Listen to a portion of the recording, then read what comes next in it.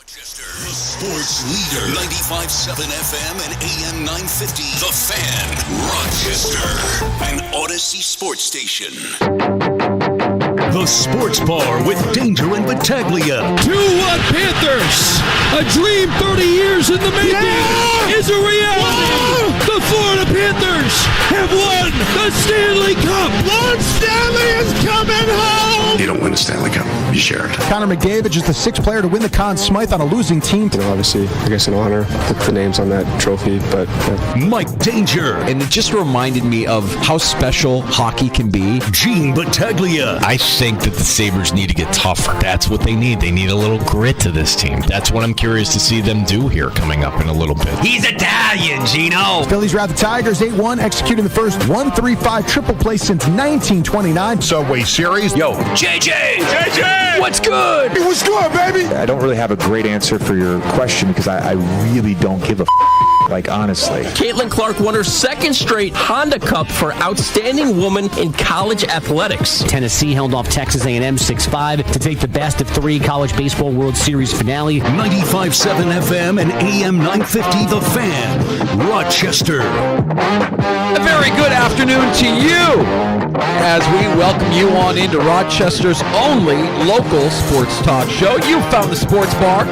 It's Danger and Battaglia. Thanks for tuning in at 95.7 FM, AM 950, The Fan Rochester, and the free-to-download Odyssey app. You can get us on your smart device when you ask it to play 95.7 The Fan, and when our video stream is working nice, which it is not right now, you can even watch us on YouTube at The Fan Rochester, on our YouTube channel, and streaming on Twitch as well, twitch.tv. / The Fan Rochester. I'm Mike Danger, Gene Battaglia. You're just don't worry, man. We'll get it sorted out. I'm sorry. That's all right. The video we're off and rolling. Yeah. Welcome back, bud. Strong start to my week. Look, long weekend for me. I feel like I haven't seen you in a week because I haven't seen you in a week. Last time we did a show together was Tuesday, so it's been a week. It's been a week. We took off for Juneteenth, came back Thursday. Tim Schneider lined us up with Ernie Clem from the Toronto Blue Jays. That was a lot of fun. And Danger, here was the story about, and this is for any sports parent. Learn from this. Ernie Clem, he played AAA hockey until he wasn't good enough and he went down to AA. Like, professional athletes that get cut from teams. And Ernie Clement found a path in baseball. Now he's with the Blue Jays and doing great with Toronto. That was a lot of fun seeing a kid who was at Brighton High School now in the major league. So that was on Thursday. Yesterday, Steve Bradley came in. We had Michael F. Florio. Yeah, I wish you were here for that one. That was a lot of fun talking. A little fantasy football talk already. Little fantasy football and talking about who's the most divisive figure. I'd say it's Marvin Harrison Jr., and he's saying that is a top 10 receiver, although if you draft him, don't expect him to put up these big numbers right away. It's going to take a little bit there. So lower the expectation there just a little bit. So, but talking about the Buffalo Bills, talking about Khalil Shakir, how he thinks he's going to have a really good season. Ray Davis is going to cut into some of the production of James Cook.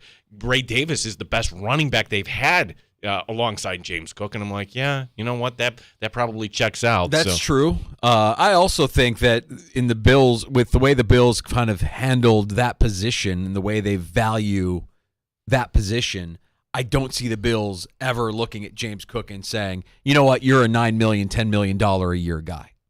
I just don't know that they value the position that well. They don't have to worry about that just yet. That's like a conversation they're having for next offseason. But behind closed doors, they're already kind of planning this out. That's why you draft a Ray Davis to begin with. Right. You draft a Ray Davis who could potentially eat into the workload of a James Cook, could potentially outplay a James Cook if you really think about it. I mean, if he's a better version of James Cook, a guy that can catch a little bit better downfield than James Cook, then you eventually maybe have your replacement for James Cook should you decide that you don't want to offer the running back the big second deal that running backs all want. Some of them deserve, but not every running back in the league is going to get Christian McCaffrey money. Yeah, or you could find some sort of bridge deal, but the Bills decided, no, Devin Singletary, that's not it. And Ramondre Stevenson came up in conversation over the weekend for me. Somebody brought it. I was hanging out with a Patriot fan, And I just thought, wow, $9 million per for Ramondre Stevenson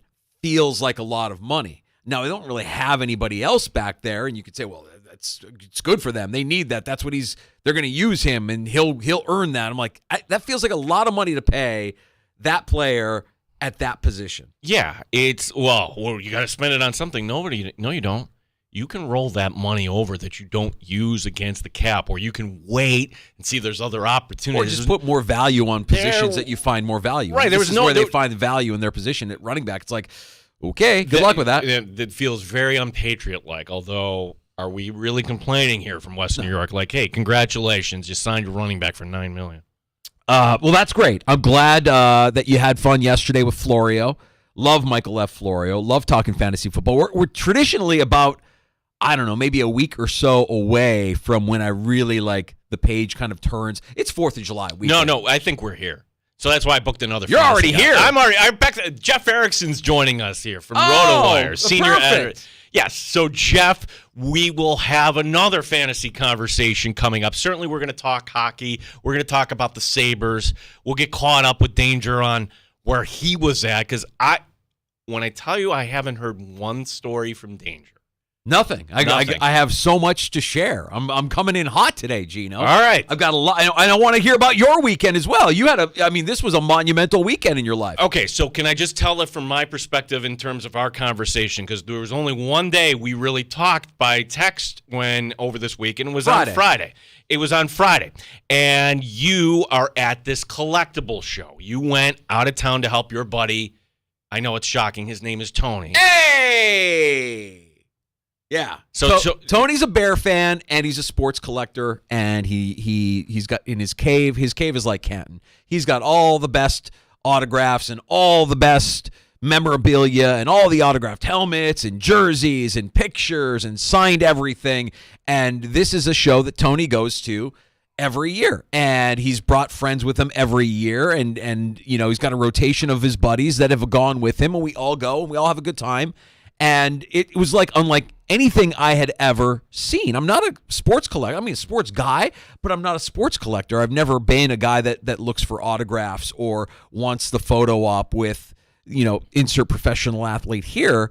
And as soon as I walked into this giant expo hall, my first thought was, wow, this is a lot bigger than I thought it was going to be. I saw the roster of athletes that were going to be there in advance, and I'm like, this is an impressive list of athletes that are going to be in attendance, signing for fans, taking pictures with fans, signing merchandise and memorabilia. But, the scale of everything was what was overwhelming to me. And then on top of that all, the price of everything. Right. This is not you're picking up your little $2 wax pack of baseball cards. These are high-end ticket items. So here I am. The Cirque in Brockport, that's where they have the Spencerport High School graduation, Mike Danger. It's Friday, and with anybody who lives out in Brockport, that road going into town, it's all torn up. So we're all out there early, and just sitting there, and all of a sudden, boop, text from Mike Danger. I'm like, oh. And it's a picture. It's a picture of this piece of memorabilia that Danger gets at the show. It's from Field of Dreams, and it's old man John Kinsella, not the Kevin Costner character. It was the old man who died, and you want to have a catch yet?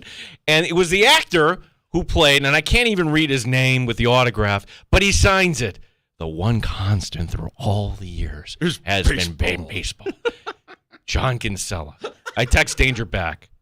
How much? $300. Like, oh my God, $300.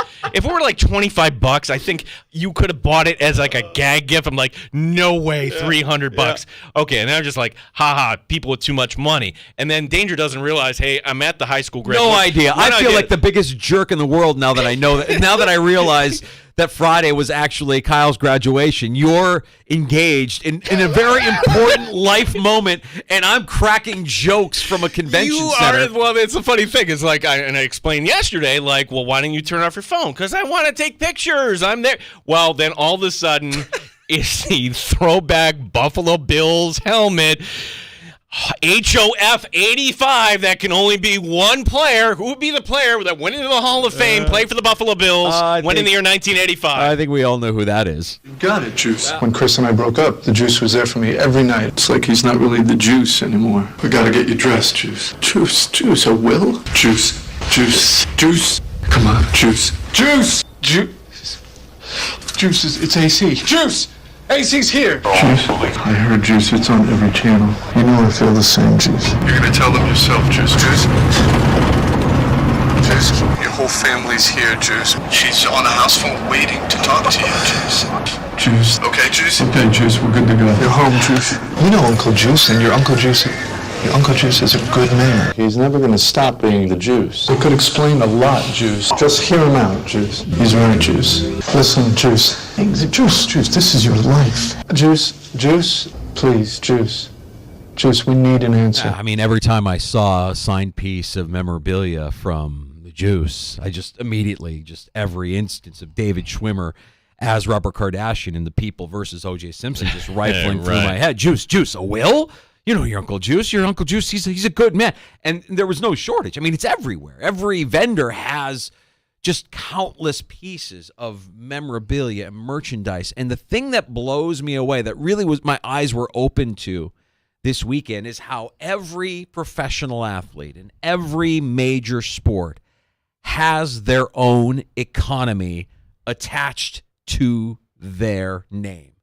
And it goes up and down based on where they play, how they play, when they play, who they play for, whether or not they win championships, whether or not they're Hall of Famers. It blew my mind, Gino. I really was. Yes. I mean, like, I always knew there was truth to that, but I didn't really realize it until I saw it firsthand. And I'm back behind like the curtain over there, and a dealer has everything lined up. Mini helmets, jerseys, pictures, everything. And Trevor Lawrence walks by.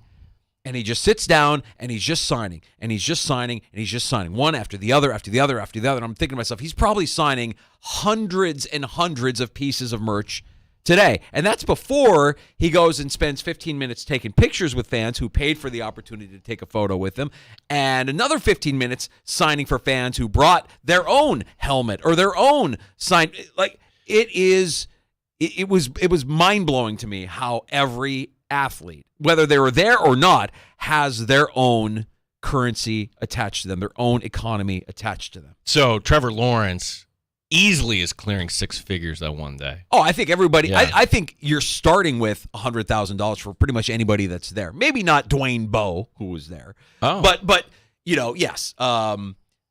Look, what made this cool and fun for me, and I'm not the guy that's going to go up to somebody and be like, "Hey, big fan." That's not me. But to say that I was at the sports bar and arm's length for me was the all-time leading rusher in NFL history is kind of neat. Like, there's Emmitt Smith, the playmaker, walks by. Oh, there's Warren Sapp and Mike Allstott, and Charles Haley's coming in for breakfast and sitting down at the booth next to us. It's so that all you're of that, rubbing shoulders, and it's right. yeah. I'm not having conversations with these guys. They don't know who I am, and I'm not the guy that's going to. I feel bad because I know how much money people are spending for the opportunity to take a picture with these guys. So I'm not the guy that's going to be a poacher and be like, "Hey, can I get a picture with you?" Like, that's not really what I want to do when I'm there. But it was a cool and it was a fun weekend of just sports and history and nostalgia, and I loved it. Yeah. So yesterday, as we're kind of telling everybody where you were, Dandalorian and I made a little friendly bet. There's no box wine on this, but who knows Mike Danger better? And I'm not going to tell you, Danger, off the top, which side it was on. Did Mike Danger spend any money on a collectible at this show? Do we have the camera? Is the video stream up and rolling? It is. It is. Yeah. Your angle's a little different today, but that works. Okay. Yeah. You're good. All right. So if it works, well, then I can share a few things here. Did I buy collectibles? Yes, I did, because I was there, and while I was there, I was thinking of my family, as you do when you're apart from your family. I was thinking of my daughters. I was thinking of, admittedly, my wife and my kids are not the biggest sports fans. Like, I was watching Game 7 of the Stanley Cup last night like you were watching Game 7 of the Stanley Cup. I was not watching it with my family. I was watching it in my garage, in solitude, by myself. They were doing other things. They're not really interested in it. Totally fine.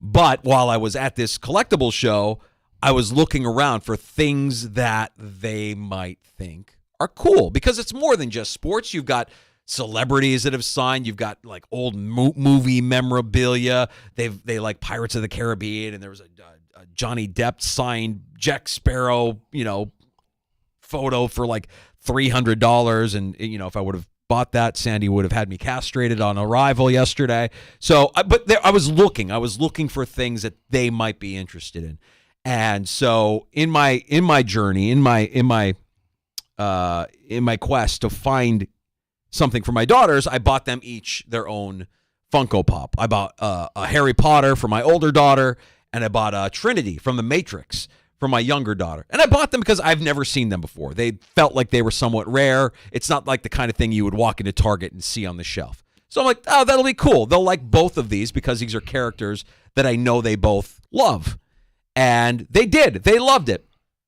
And I told Sandy, I'm like, look, I'm really, really searching hard. I'm trying to find something. And she's like, don't do it. You don't need to. Not for me. Don't even bother. I don't even know what she would be into at a show like this. I have no idea. And I've known your wife longer than we've been in radio together. So that's... But most importantly, Gino, I want you to know that while I was there all weekend, I was thinking of you. And I was thinking of you, gentle sports bar listener. I couldn't stop thinking about the sports bar while I was at the sports convention center. Oh, no. And I went on a whole separate quest. I mentioned the quest to find gifts for my daughters. I was on a separate quest altogether. And I went from vendor to vendor, from booth to booth. And I asked them all the same question. And I was met with laughter. I was met with, yeah, right, buddy. Like I got that in my back pocket. Okay. I'm like, no, I am on. No way. No way. I'm on a quest. No. And when I'm on a quest, Gene, I don't stop. No way. So I'm here to show you and everybody watching on the video this stream isn't who I think it at is. the Fan Rochester. I found... That's for you. I want that as your backdrop. You can put that in the windowsill behind you if everybody on the stream can now see the legendary Chuck Muncie. He's being tended 1977. He looks like he got the crap beat out of him. He's being tended to on the field. Somebody's holding his glasses. His face is all smashed up. That's the kind of football player we're about here in the sports bar, Gino. I was looking. I went through box after box after box looking for Chuck Muncie. Any Chuck Muncie I could find. Now, he's not signing anything. Obviously, he's been dead a long time. His heart exploded because he used to freebase in the locker room. But I went to oldfootball.com, had a booth set up there, and I started flipping through these old photographs, and I said, do you have anything Chuck Muncie? And he immediately rattled off Chuck Muncie, the year he was drafted, his hometown. Like, this guy knew. He was an encyclopedia. He knew. I'm like, that's exactly right. He's like, yeah, in fact, I have something right here. So that's my contribution to the sports bar. Have you opened this up? Because it's the photo, but it looks like there's a certificate. No. Look, that frame is a cheap frame that I found up in my office. Okay. The photo, I bought the photo separately, but I didn't want to just give you the photo in the plastic sleeve. I gotta, class it up a little bit with a little frame there. Yeah. I am honored. That was actual laughter, because where you're going with this, I'm like, you're kidding me. And this is Chuck Muncie with the Saints. Yeah. And like in today's NFL, he's not coming back into the game. No. He's completely dazed.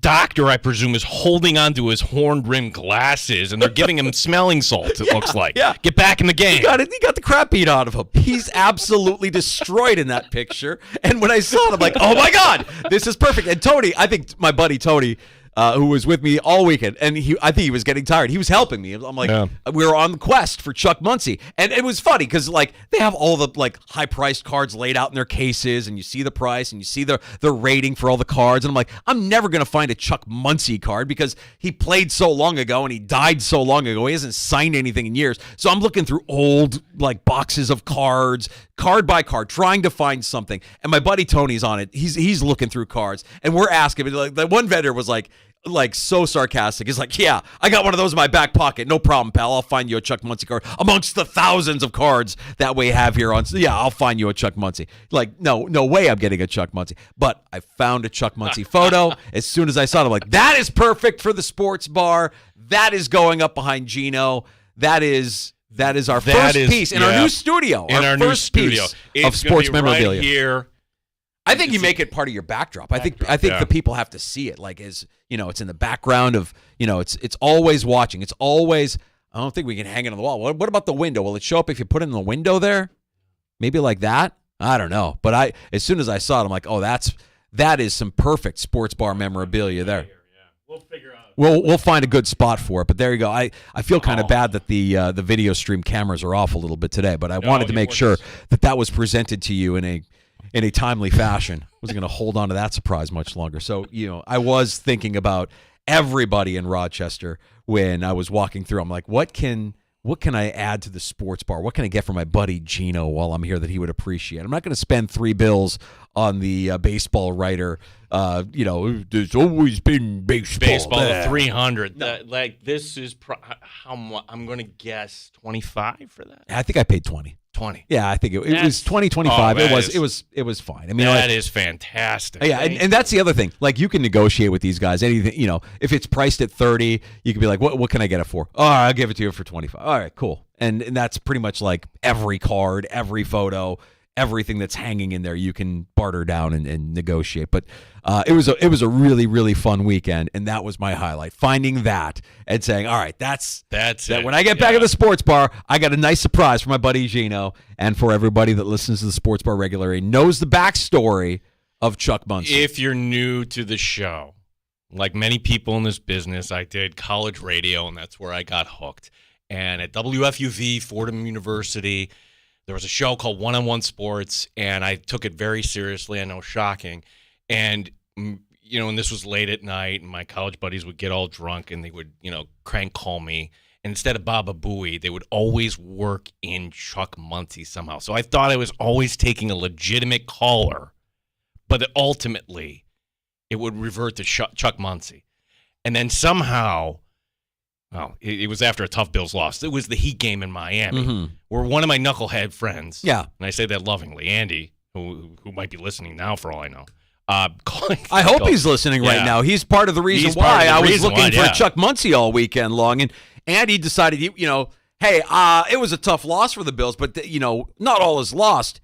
This is actually Joe from Schenectady, your buddy, Andy. Yeah. I just wanted to say one other thing. Look, that they need a big, strong, powerful runner. Somebody like a Chuck Muncie. I think. There it is. Darn it. Gino got trolled. Yeah, Joe.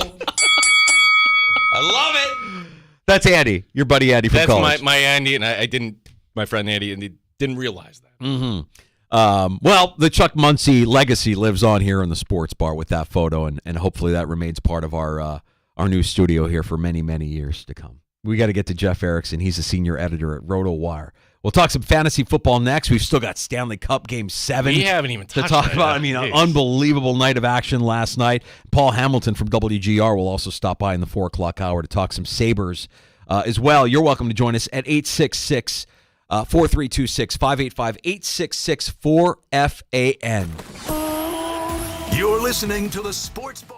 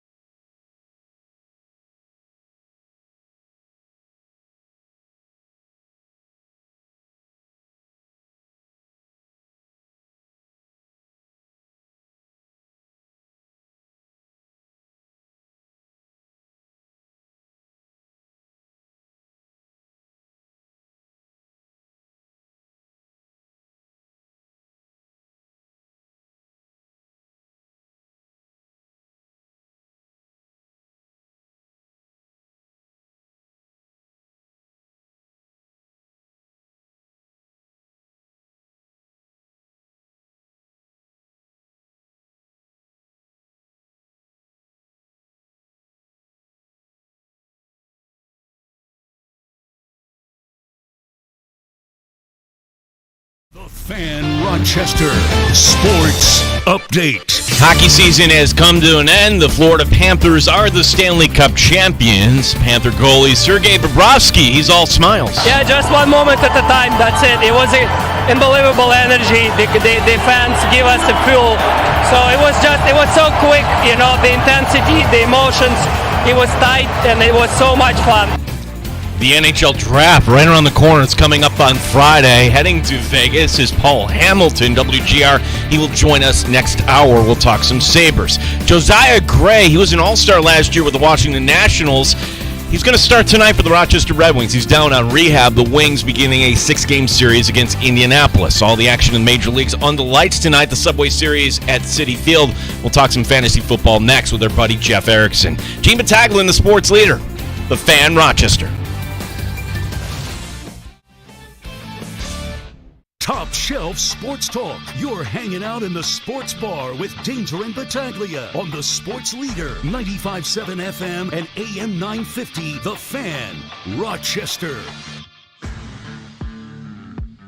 All right, we welcome you back into the sports bar. It's Danger and Battaglia. Thanks for making time for us this afternoon. As we approach another holiday, 4th of July, I think that 4th of July is probably like when a lot of people start to kind of shift their minds and think about the football season, the upcoming football season, specifically the fantasy football season. Not here in the sports bar. Well, we're at least a week or two ahead. And we're not like guys like Jeff Erickson at RotoWire who are doing this. It's a 365-day-a-year endeavor. Yeah, like I'm going to ask you, Jeff, a silly question. Have you done a mock yet, Jeff?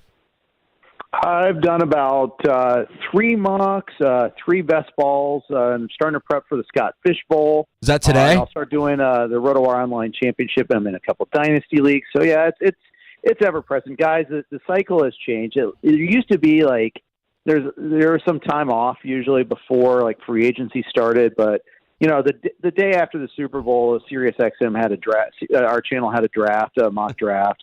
One of my Dynasty leagues started firing up. I'm joining 2 new Dynasty leagues this year. It just never ends. All right, so knowing that you've got your finger on the pulse of what's been going on here this offseason, and you've seen some of these fantasy drafts and some of these mock drafts happening well before we get to training camp, what are you noticing? What trends are you spotting? Is there anything to take away when you look at average draft position for some star players? I mean, is there anything that you're seeing that jumps off the page at you?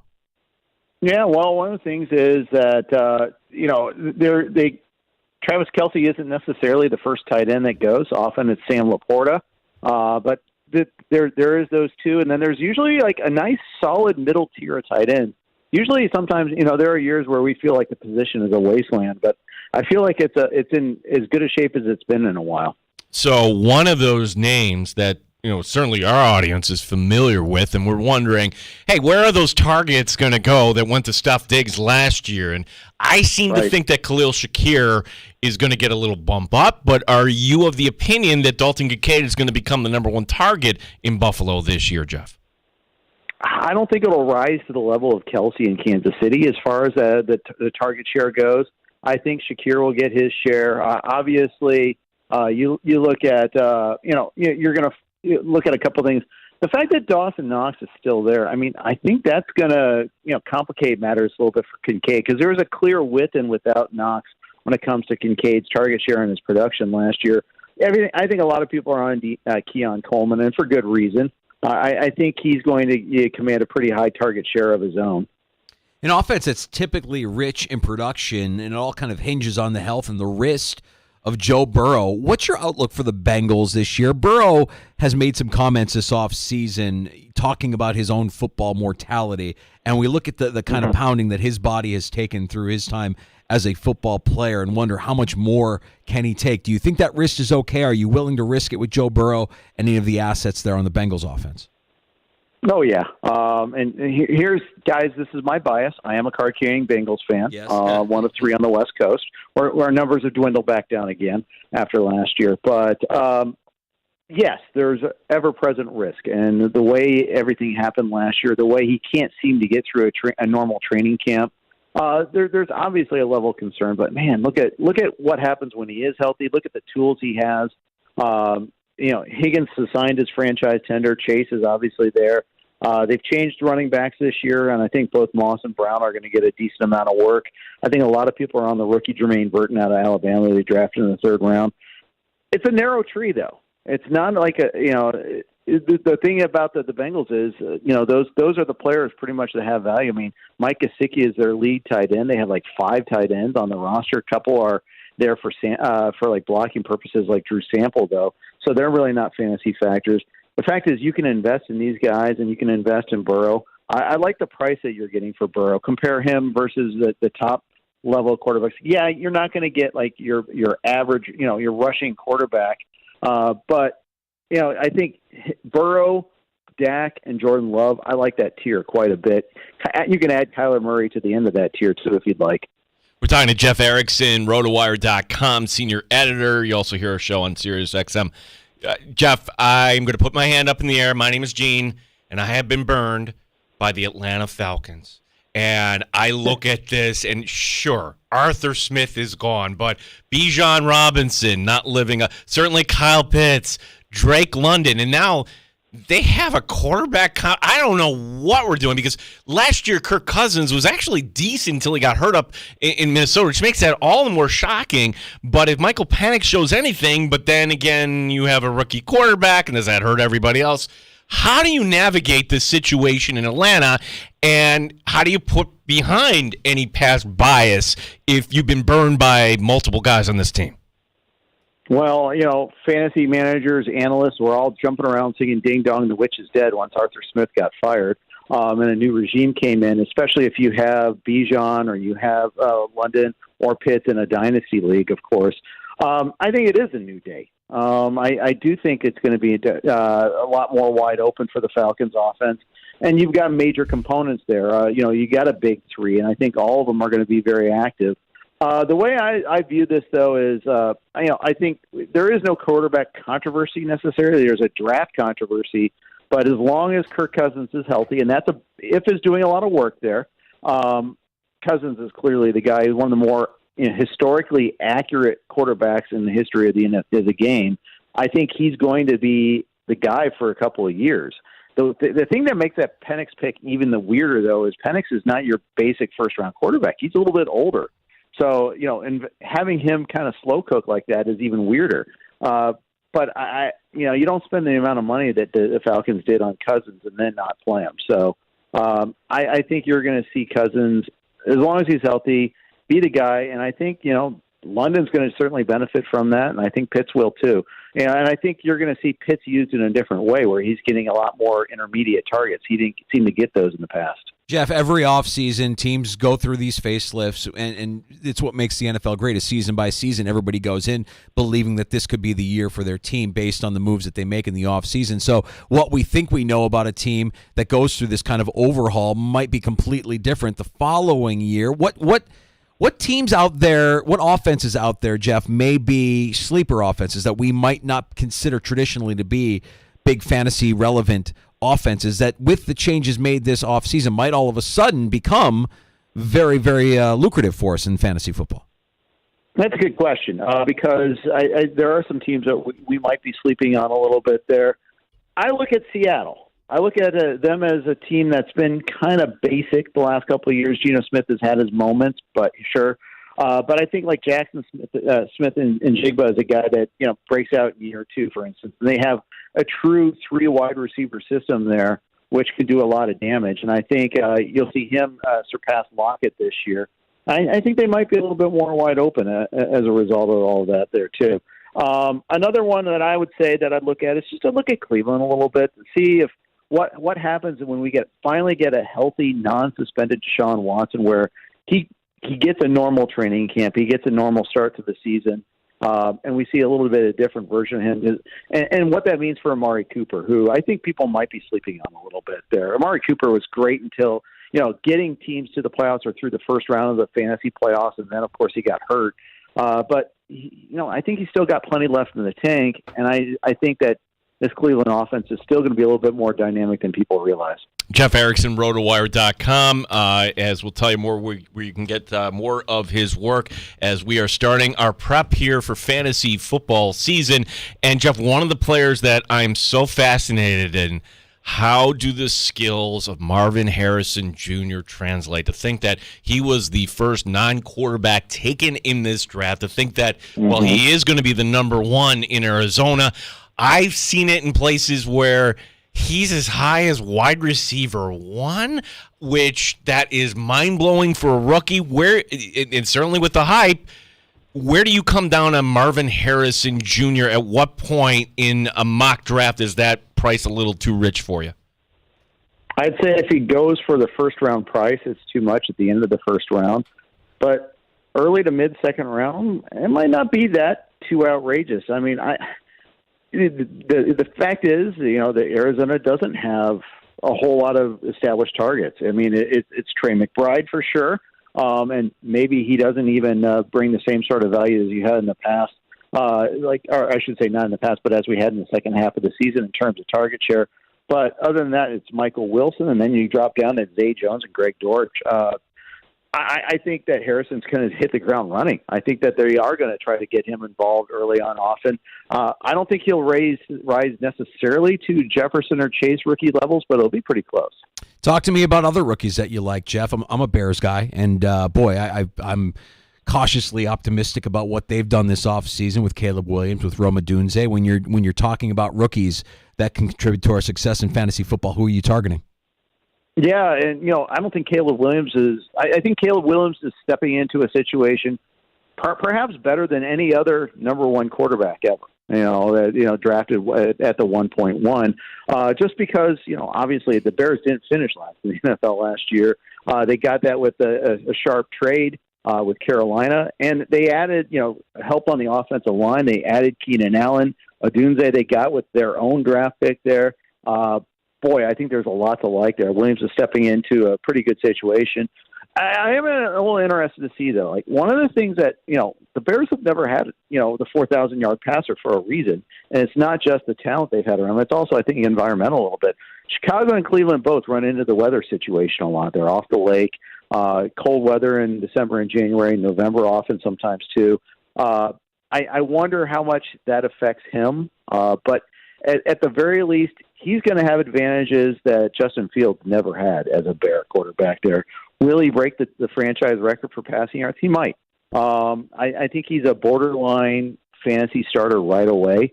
I think he's somewhere in the 12 to 16 range among quarterbacks, and obviously with a much higher upside. I think Jaden Daniels has a similar upside, but a much lower floor. Daniels has the higher running back ceiling, running quarterback ceiling. But Williams, I think, is a more stable property. Yeah, Jeff, I think a lot of us would say if you could wait on the quarterback, that would be a benefit, right? Because there's other positions, and if you're just going in, just your general scoring, right? The question is, because I'm looking at an offense that is getting knocked down a little bit because a new head coach, they're going to go more run heavy. What direction do you see the Chargers going in? Because we look at the track record of Harbaugh, we see J.K. Dobbins, we see the investment in the offensive line, but could there actually be value in Justin Herbert, or do you think he's actually going to take a hit in all this in his numbers? I think you got to expect a bit of a volume decline, especially because the lack of veteran wide receiver targets there. They don't have that established top target there. Year two for Quentin Johnson is another option there that we might be looking at. I like the price that you're getting for Quentin Johnson. Obviously, he has a lot of drops. Obviously, they brought in Ladd McConkey. But yet I do think that there is a palpable upside for Johnson, and I think that's to be perhaps one of the keys. And maybe they run more an effective play action that they've done in the past too. We'll see how the running back situation sorts itself out there too, between Edwards, Dobbins, and the rookie Vidal out of Troy. I do think you're going to have more big shots and fewer intermediate targets with the Chargers this year. Jeff, I don't know if he's worth taking in the first round. Maybe if you're in a 2-quarterback or a super flex league, you'd consider it. But the quarterback that I'm most excited to see going into this season is a guy that we didn't really get to see a lot of last season, and that's Anthony Richardson. What's your outlook for the Colts quarterback here going into year two? I mean, the same concerns apply, which, by the way, apply to Daniels in Washington is, does he expose himself to too many hits? It's not just that he's such a good runner, but also the style there too. I think that's the one thing concerning. You can see there's a whole lot of YouTube material out there with Daniels taking big hits. Same with Richardson, and we saw that in the Houston game where he got concussed and still played 2 series after the concussion. That was just after his second rushing touchdown in that game, and that's a concern.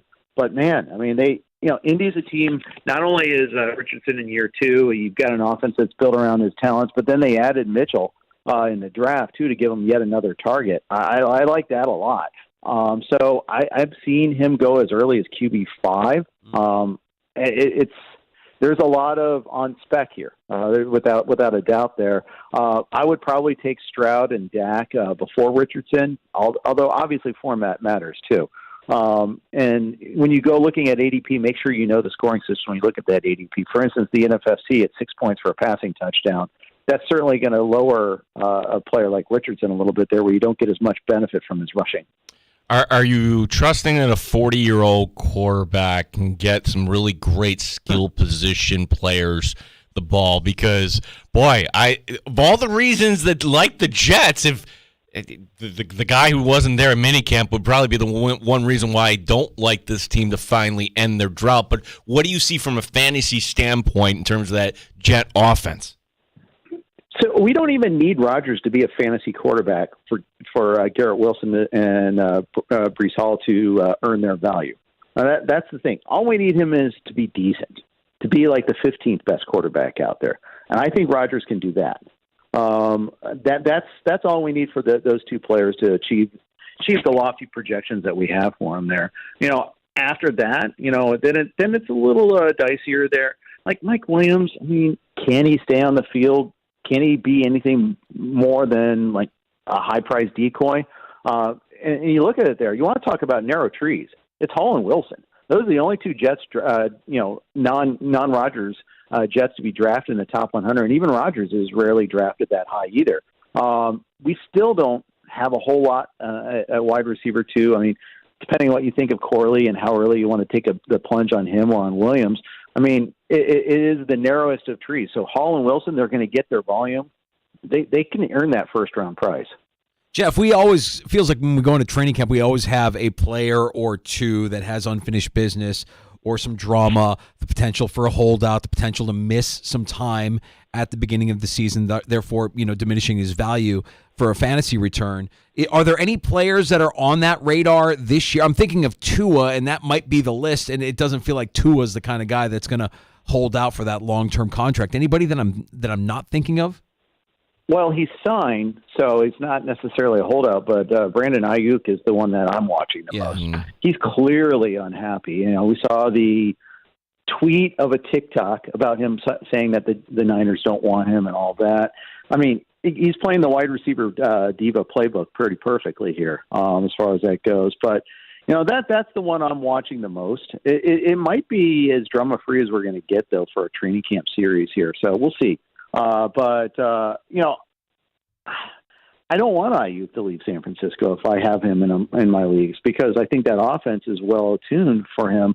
The question is volume, obviously, and I just love Ayuk's skills. I don't know if I like the volume. I don't like him being a little disgruntled isn't great. If he gets traded to the Commanders, is that better or is that worse? I'm not quite sure. So that's where I struggle a little bit with there, and maybe I discount him just a little bit. But I also discount Debo because of his injury history and because he has to share all those targets. We're talking to Jeff Erickson from RotoWire. As Jeff, what would be your advice for everybody that is kind of just wading into the pool now, and then before you know it, we're going to have camps open? Because what happens quite often, with me at least, I kind of overreact to things in the preseason. I see things, and then that doesn't really kind of matter. So how do we prevent against that and actually kind of come up with a board that can kind of win us championships here? Honestly, I'd just jump into a couple of best balls first. Go jump on whatever platform you like, whether it's Underdog or RT Sports or any other best ball leagues out there. And there's plenty of them there. Do that. Don't do a mock draft if you can. I mean, have some skin in the game, because typically when you do that, the drafters at least take it seriously. Now, best ball is obviously a different animal than a managed league in terms of, some of the ranking priorities, but it gives you a good idea of the board. It gives you a good idea where players rate, at least versus each other at a position. And I think it really helps to know that there before you get into your most important leagues.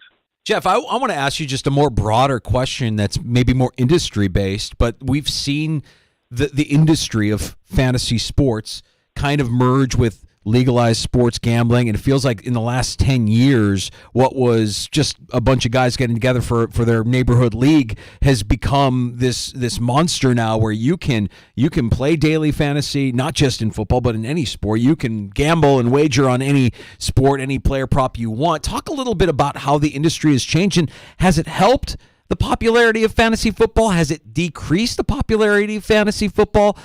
How has everything morphed here from where you sit here over the last 10 years or so? Well, yeah, it's a great question because it starts with, you talk on a macro level. We used to be the Fantasy Sports Trade Association. Now we're the Fantasy Sports and Gaming Association. So that gives you an idea of where we're at. I'm in California where we can't bet legally, but I can play Prize Picks, I can play Underdog, I can play any of the Pick'em games, which it's considered fantasy. It's considered daily fantasy, but it's a half skip and a jump away from being props. So it depends on how you want to package it there, but it means more layers of analysis. It means there's a lot more emphasis on the short term, and that started with DFS. It started there, and that's been ongoing for a while. That we have to kind of focus on the micro a little bit more as opposed to our season long. Now, my love is of season long leagues, and but it's funny. That direction's blown up too, though, guys. I mean, like you look at the NFFC, the FFPC, and various other games where you have these big national season-long contests, and they're great. You also have, dynasty leagues have grown, Devy leagues have grown. I mean, it's just the thing is we are at this explosion of information and access now, and it's easier to participate in all those. There's some that will focus on one or the other to the exclusion of like season-long, for instance, but for the most part, I still see it growing, and that's the thing. It's given us another avenue, and it's been great for business.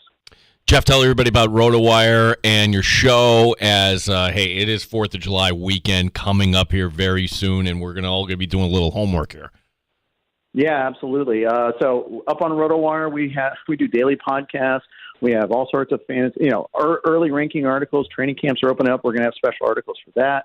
I do a 2-hour show 4 days a week during the week. Starting on July 8th, we move to evenings as SiriusXM launches their football-centric coverage, if you will, although there's plenty of football coverage ongoing right now. Currently on from noon to 2 Eastern time until then. And then, of course, I do baseball as well. I do 3 baseball podcasts a week, so I kind of span the globe, guys, and I love it. It beats having a real job. Well, we love having you on with us, Jeff. Thank you so much, and we know how busy you are. Thank you for making time for us here on the Sports Bar, and let's do it again real soon, bud.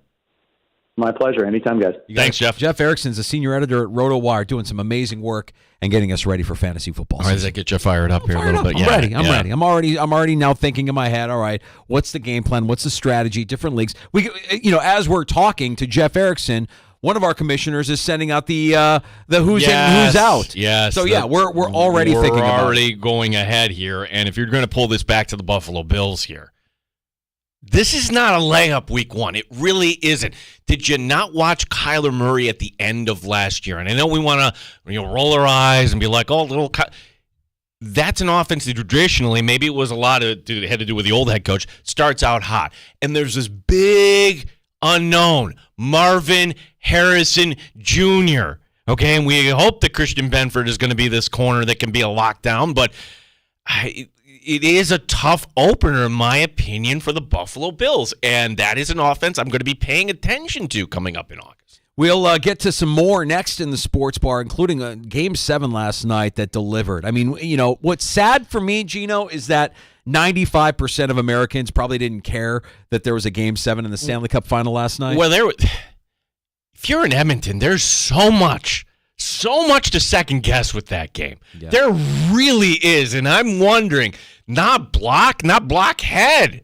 What kind of coaching was that? Were you just letting your players do their own thing in the third? What the hell was that? It was, man, at the end of that game, I was praying for overtime because I didn't want the game to end. Yes. But if it would have gone to overtime, it was very clear that one team still had legs and the other team was just running on fumes. The Oilers gave it everything they had at the end, but a little too much ice time probably for some of their star players who just didn't have any gas left in the tank. Okay, 20 minutes in a period. McDavid played 16 in that third period. They left it all out Yeah. there. We'll get to some of the comments made from it. By the way,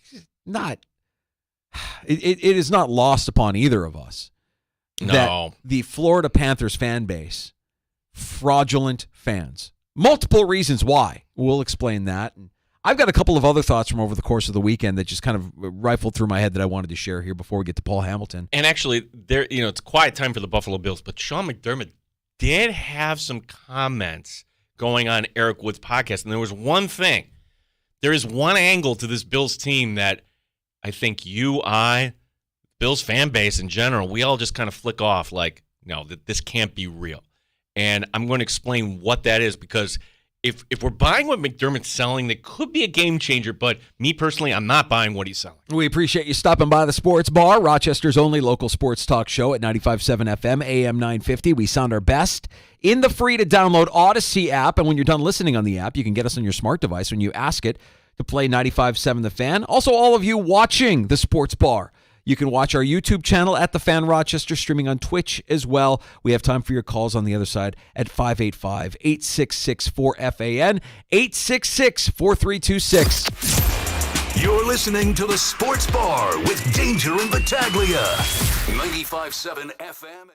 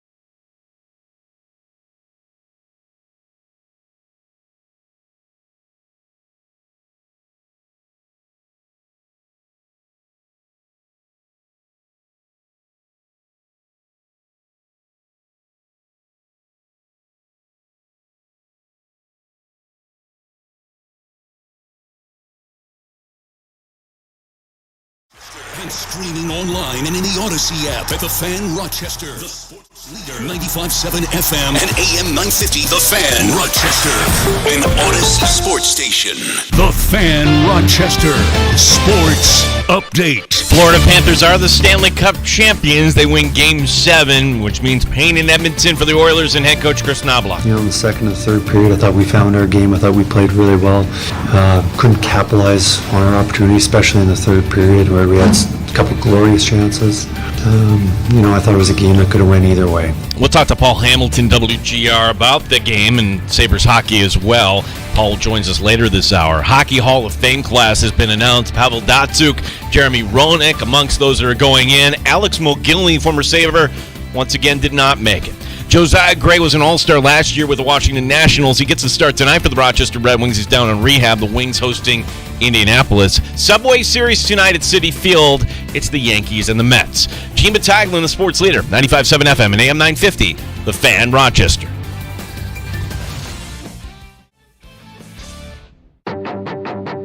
The Sports Bar with Danger and Battaglia. 2-1 Panthers. A dream 30 years in the making is a reality. The Florida Panthers have won the Stanley Cup. Lord Stanley is coming home. You don't win a Stanley Cup, you share it. Connor McDavid is the sixth player to win the Conn Smythe on a losing team. Obviously, I guess an honor with the names on that trophy, but... Mike Danger. And it just reminded me of how special hockey can be. Gene Battaglia. I think that the Sabres need to get tougher. That's what they need. They need a little grit to this team. That's what I'm curious to see them do here coming up in a little bit. He's Italian, Gino. Phillies rout the Tigers 8-1, executing the first 1-3-5 triple play since 1929. Subway Series. Yo, JJ! What's good? Hey, what's good, baby? I don't really have a great answer for your question because I really don't give a like, honestly. Caitlin Clark won her second straight Honda Cup for Outstanding Woman in College Athletics. Tennessee held off Texas A&M 6-5 to take the best of 3 College Baseball World Series finale. 95.7 FM and AM 950, The Fan, Rochester. I don't know if we're prepared for Casey Middlestead to hoist the cup this time next year. I mean, it would sting even more. I mean, we should be numb to it at this point, but I felt like as I was watching last night and knowing how many Sabres fans I have in my feed and kind of scrolling along on X at the same time, it's like, man, this is tough. This is really, really tough to watch yet another team loaded with former Sabres get to the ultimate goal in the NHL. We saw it with Jack last year. We certainly saw it with Ryan O'Reilly a year after he left the Sabres organization. And now with the Florida Panthers winning, you've got not just Reinhart, not just Montour. You've got the guy that was your friggin' captain at the start of the season winning his first cup in what is likely to be his final game as a pro. Which, we were talking about that, like what the decision to put in Opposo there as he had not been in. But part of that was it was on home ice. Like, I think if Game 7 was up in Edmonton, that warm and fuzzy story of, like, you wouldn't want a potential mismatch of Kyle Opposo going up against the McDavid line. But there was Reinhart, game-winning goal. Evan Rodriguez never thought he would be leading the Stanley Cup final in goals scored, and that was the case. So Montour had there was one play. Do you remember that one play? He jumps right in. He's in the slot. I'm like, oh, he's going to bury this, and he missed. So I'm like, I'm thinking, if they don't win this game, we're going to be talking about that play. But I look at that game, Danger, and this is why, okay? Why don't you keep your best players on the ice? Look, it was thrilling. That third period was thrilling. And as you heard in the update from Knobloch, the head coach, they had chances. But the last 5 minutes, Edmonton had zero. Nada. And the fact that you couldn't even pull your goaltender until a minute remaining, and you can't even get crisp passes. The fact that Florida, all they did was take it to the corner and kill the remaining time. It was for as great a game that was, I was expecting one last rush there at the end. It was just because you can't keep your best line on the ice 16 out of 20 minutes. Hey, there was something that was said also in all of the celebration afterward. Trying to rack my brain is if to whether or not this has ever happened before. Have you ever heard a championship winning coach wish another team the same success that you're achieving at that very moment. This was Paul Maurice, head coach of the Florida Panthers, after they won the Cup last night. I was just lucky. You know what? It was. So if I could have one thing more, it'd be for the Winnipeg Jets to win the next Stanley Cup. I mean, you're basically saying, I don't want to win the Stanley Cup next year. I want the Winnipeg Jets to win the Stanley Cup next year. If you're Paul Maurice, is that what you really want? Yeah, like where you thought, I had not heard that clip, and I'm thinking, oh, he's going to give credit to Edmonton. But you remember the way he left Winnipeg, he retired. And, okay, that's it. And then he gets coaxed out of retirement to coach these guys. That's interesting. I thought it was a very fascinating thing for him to say. And I was trying to think, has any coach ever been that vulnerable, ever shared that? Like, the closest thing I could come to it is, let's say Bill Belichick just won his first Super Bowl, and he's being asked, and my wish would be that the Cleveland Browns will someday win a Super Bowl, but as soon as next year. Like, you just wouldn't hear that. Yeah, okay, I'm going to give you an analogy here. And did you ever get to see the Four Falls of Buffalo? Mm-hmm. Yes. So at the end of the Four Falls of Buffalo, it's like, okay, they've been to the 4 Super Bowls, and what happens next? And they go to Don Beebe. And Don Beebe wins the Super Bowl with the Green Bay Packers. And did he have a big role in that game? No. But what happens is Don Beebe is right behind Brett Favre as Favre is doing the final kneel down. And Favre does the kneel down and then turns around and hands him the ball. And Beebe, in the Four Falls of Buffalo, talks about, should be the greatest moment of his life. He's worked so hard. He is a Super Bowl champion. This is everything. And he says he feels tremendous guilt. Yeah. Because he won it, and the guys he went to battle with all those years are not going to experience. So maybe, in a way, for Paul Maurice, he feels like he didn't get the job done in Winnipeg. Do you think that guys like Kyle Opozo feel tremendous guilt? Do you think guys like Sam Reinhart or Evan Rodriguez, do you think they feel tremendous guilt for Buffalo? I don't think they feel any guilt at all about leaving. They all want it out. They all want it out. And I can't wait to talk to Paul Hamilton just to get his perspective on this. Look, everybody talks about Kyle Opozo, and he was great and he was all class. And yes, he was all class. I wouldn't say he was a great player. He did a lot of things the right way, but I think there was a lot to be desired in terms of him as the team's captain, in terms of stoking the fire of a locker room of guys who didn't appear to have each other's backs. And you heard him talk about leaving Buffalo a little bit last night. What an experience. What a moment with these guys. You know, I kind of took a leap of faith 3.5 months ago, and this is what it was for right here. Like, I wanted a chance to win, and these guys, I mean, they're just an incredible bunch, and we did everything to win. We did it the hard way. We did it our way, and I'm so proud of all these guys. He's the third guy. Was he the third guy to get the cup? I think he was the third guy to get the cup. Yep. So, I mean, like, it meant a lot for them to have him there to be able to say, hey, you've paid your dues. You did your time. But that's what it feels like, right? Like, it shouldn't be, like, Buffalo shouldn't be hockey Siberia. It shouldn't be where you go to do your time before it's not the minor leagues. Like, that's what's even more frustrating about this. And he was a part of this organization, a big part of this drought. And I can't help but think that through that drought era with Kyle Opozo on this roster, that Kyle Opozo couldn't have done more or been more to this team. Can we just say this is not revisionist history. He wasn't a good captain in Buffalo. He wasn't. For him to say, hey, there were some things in November that I noticed, and why didn't you say that back in November? You can't. There was one game, Danger, where it was Columbus. Was a 9-10. I forget. It was a ridiculous game. And Opozo's the only guy in when we say the locker room, it's not really the locker room. It's kind of the staging area where they come out. Well, compare that to a game with Philadelphia where they allowed 8-9 goals.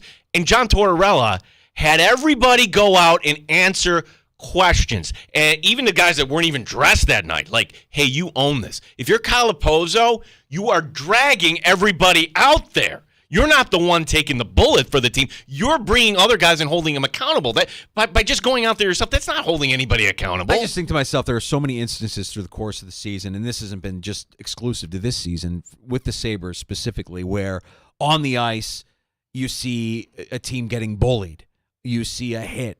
and you don't see any real reaction from the teammates. And I put that on the captain. I put that on the guy who sets a tone and doesn't put up with it and goes after the guy or isn't afraid to match physicality. And I know he's a classy guy, and everybody says what a great guy. He's a great guy. Yes, there's no taking. Great guy, maybe not the best captain for the Buffalo Sabres while he was with the Buffalo Sabres, and part of the reason why the Sabres drought continues. He gets his last night. One of my buddies is like, if I'm the Buffalo Sabres, everything I can. I'm throwing everything to get Sam Reinhart to come back. I'm like, well, I feel like that train has left the station already. I don't think that's ever happening. Like for 5 guys, 2 of them that were former Amherst to hoist the cup. It sounds ridiculous, Danger. We've been through worse, okay? For Ryan O'Reilly to say, I lost my love of the game, and then, hey, I'm a champion. But to waste the better part of a decade for the tank and for the promise of not Jack Eichel, the promise for Connor McDavid. Yeah. But then you get your consolation prize of Jack Eichel, and to see him last year, so last night, as compared to those other 2, I would put that third on the pain list here. Florida fans suck. Maybe the most fraudulent in all of sport. Yeah, let's go back here, okay, for Florida fans, because it sounds ridiculous that a professional team at the highest level was doing minor league crap. When LeBron James joined the Miami Heat, the Florida Panthers were offering season tickets for $6 a seat. $6 a seat! Why? In honor of LeBron. Okay. Well, that didn't work, Danger. 2 years later, show a valid ID and you get 2 free tickets to a game. I'm not making this stuff up. Wyshynski lays this out in his piece. This is all those people that are down there are front runners with a capital F. That was an arena that was dead empty. So, yay, Florida Panthers. Yay, Miami. Specifically last night, and look, Alanis Morissette, near and dear to my heart still to this day. Who doesn't love Alanis Morissette? She's out there looking like, yeah, I'm still here. Why don't y'all F around and find out about me? And I know a lot of people were like, well, you bring the Canadian singer to come down. And I'm like, no, dual citizen. She's been a dual citizen for 20 years. She hasn't lost anything off the fastball. No, Alanis she's the goods.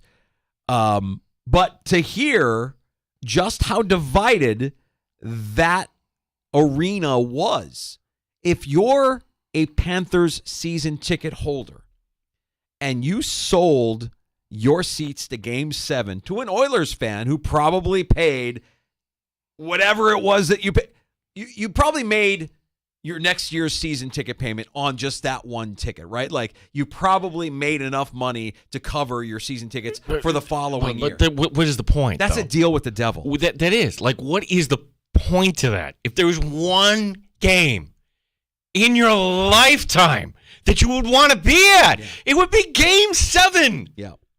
Like, God forbid we ever have Leafs, Sabres, Game 7, Eastern Conference Final. Well, I want to believe that would never happen in Buffalo. No, it would. But that's where I was going to go, because we see it with so many home games. We see it. And I can't tell a Sabres season ticket holder how to manage their money. They're going to do with it and with their season tickets what they wish. You have that ability to do that unless the team tells you can't do it, which in some instances they put their restrictions on you or whatever it is. But I think to myself, if it was, let's say it was Buffalo and Vancouver or Buffalo and Winnipeg in a Stanley Cup final, a team from north of the border, Edmonton, Calgary, insert Western Conference Canadian team here, that they would offer so much money just to be in that arena because it means so much more to them than it does to us. And that was what was kind of like eye-opening to me about last night's game. It's a sadness because I love hockey. It's a sport I grew up on. It's a sport I played. I love it. And 95% of America couldn't care less that last night happened. And it was a fantastic game. Well, from my experience, when I'm telling you, okay, it was where I was last night. It was as packed as any Buffalo Bills game. Like, people were so into that game, sound up. So sports fans in our area, I think, were dialed into Game 7. And even if you're a casual hockey fan, you were dialed in. So I'm going to be curious to see how the TV ratings, and I'm sure they'll be up, and I'm sure Disney is going to say, yeah, look at us here. And that's great. That is great for the sport. Yeah, it's on a Monday night. Of course the ratings are going to be great. It's a Monday night. Well, there's nothing else happening. I wish we were on Sunday night, the money night there. Like, Monday night's one thing, Sunday night football is the best. Like, if you put that game on 4 o'clock on a Sunday or 7 o'clock when more kids could watch it. The other part of this fan base that has me upset today.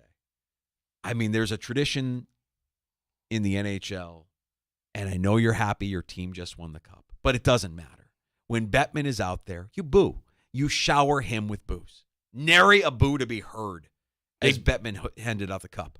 They booed when they announced McDavid. Yeah. Which, okay, like, you're upset that Barkov didn't get the Bobrovsky. Yeah, whoever it was. Yeah. Like, no. It was clear.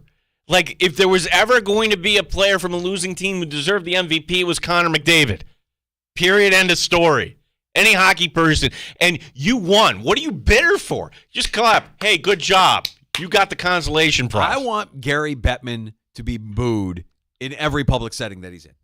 Unmerciful. If you're a hockey fan, I think that's become commonplace standard, and that's why I stand by my case that I don't know that Florida Panther fan is real hockey fan.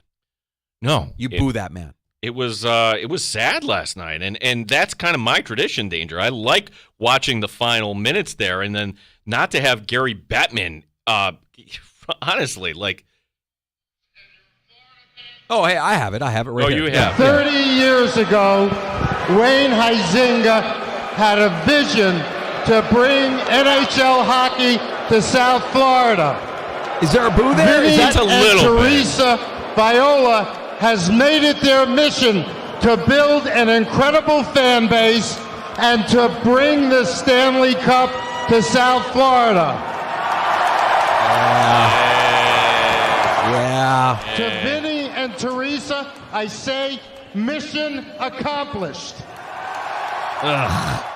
That's not how it goes. There was a smattering, a faint boo that maybe you had Oiler fans in the background. That didn't come from Florida fan. No way. No chance. Yeah, that has been we don't count the bubble here. There wasn't any fans there, but like that was the lamest since we started doing this. Like every fan base, whether you win or lose, it's much better when your team loses, and then you're gonna angry. You're angry. Yeah. Nashville was obviously the one that everybody's playing for second place until somebody can outperform Nashville. Nashville, you have been awesome. Music City is clearly a hockey city. How about congratulating your Predators and the Penguins on a great Stanley Cup final?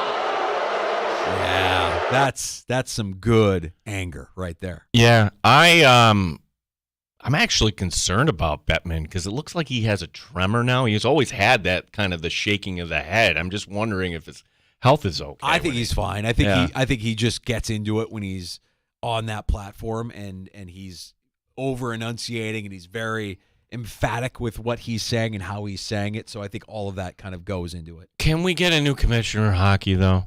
It's time. It's been since the early 90s this guy has been there. Be careful what you wish for. Where are we at with Paul? Are we? No, it's Paul is running just a little late here. So can I share something that I wanted to share yesterday when we weren't on the air, or I wasn't on the air with you, Gino? Yeah. From over the weekend, because when it happened on Sunday, as I was out of town, we're at a sports show, and I'm hanging with my buddy Tony, and Scheffler wins again. And, you know, they do the whole thing, and here comes the perfect wife, and here comes the perfect baby. Oh, can we back it up? Was this was after like the protesters and yay? We talked about that. I don't know anything about what happened there. There were people protesting, right? Oh yeah, they got on the golf course. On the golf course, and like Jim Nantz had no idea because he's calling it off a monitor. So it was all pretty awkward. But go ahead. It just underscores Scheffler winning again. Just underscores the complaint that I've been having about where the PGA Tour is right now. And he's amazing. And his performance in Hartford was solid. The truth remains that the PGA Tour is, at this moment, just not as rich with high-end talent as it has been in the past. And there's just too many great players on tour that aren't playing good. There are 2 or 4 of the most talented players in the world that are playing on LIV. And you got like 15 or so others who are very good. Watching Scheffler do what he's doing, it's not exciting to me. And I'm sorry if that offends you. It's boring. And as long as the competition on tour remains mediocre, the product will continue to suffer. Merge these 2 tours together finally so we can have the best players all playing together 15 times a year. Well, what's the holdup? That's the question. We heard from Brian Colesy and others like, hey, expect an announcement. You know what the announcement was? Tiger's got a lifetime exemption. Oh, okay, great. Well, why is that an announcement? That's a no-brainer. Yeah. That's a given. Where's the announcement that these 2 tours are going to merge and we could see the competition ratchet up a little bit here? I'm not saying every weekend because that's impossible, but give me 15. Give me 15 events. Well, in our lifetime, has there been anything like this where, like whether that's a team sport, an individual sport like golf, where you look at the champion and be like, you know what, that doesn't compare to other things because Scheffler's going to end up with this record and it's going to have an asterisk. And maybe it's not fair to him. Maybe he is that good, but we'll never know. Like, I'm trying to come up with comparables. Like, maybe the NBA when you had the ABA and Dr. J was over in the ABA and you had some good teams then. Maybe the 3-year window where you had the USFL where Kelly and Steve Young. I'm trying to think, is there any other comparable to this? Because the sport of golf right now, just not very good because of that reason. It's like they took a step backward and they need to take another step forward. And if they can make that happen, I think things will improve. And I also think you'll have, look, it was an exciting finish. He went to a playoff. All of that is good, but it's like, if it's just Scheffler and somebody, I'm like, ugh, I'm just bored by it. It's not. I know people, you weren't saying this about Tiger when he was dominant. Like, it was different then. Tiger was playing against Ernie Els and Phil Mickelson, like some of the greatest golfers that have ever played the game, and you're just getting kind of like guys that are just okay, that are inconsistent, but just okay. I know that Sean McDermott did some speaking. Yeah, so Sean McDermott, now we haven't had anything for the Buffalo Bills, which is good, right? Hey, it's the downtime. But he did go on Eric Wood's podcast, so McDermott doesn't do a lot of this, which that's good too. Like, Sean McDermott is a guy that is not going to go on national shows. He's not going to be on PTI. He's not going to... But he does have a relationship with Eric Wood. Eric Wood was one of his players. Eric Wood is part of the Buffalo Bills radio network. Eric Wood does a podcast. McDermott going on the podcast, and there was one thing that kind of jumped out to me here, Danger.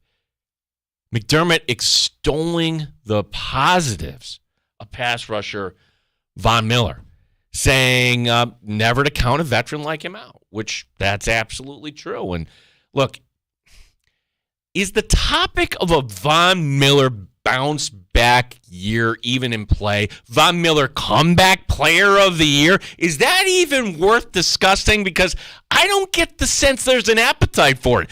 Probably not at this point, but let me tell you something. There's going to come a day at training camp out at Fisher where maybe he's just on the sidelines, and that's going to get people thinking, you know what? It's also this too. Miller is here. Why is Miller here? Is it because he could be the... No, he's here because he agreed to take a pay cut. Period.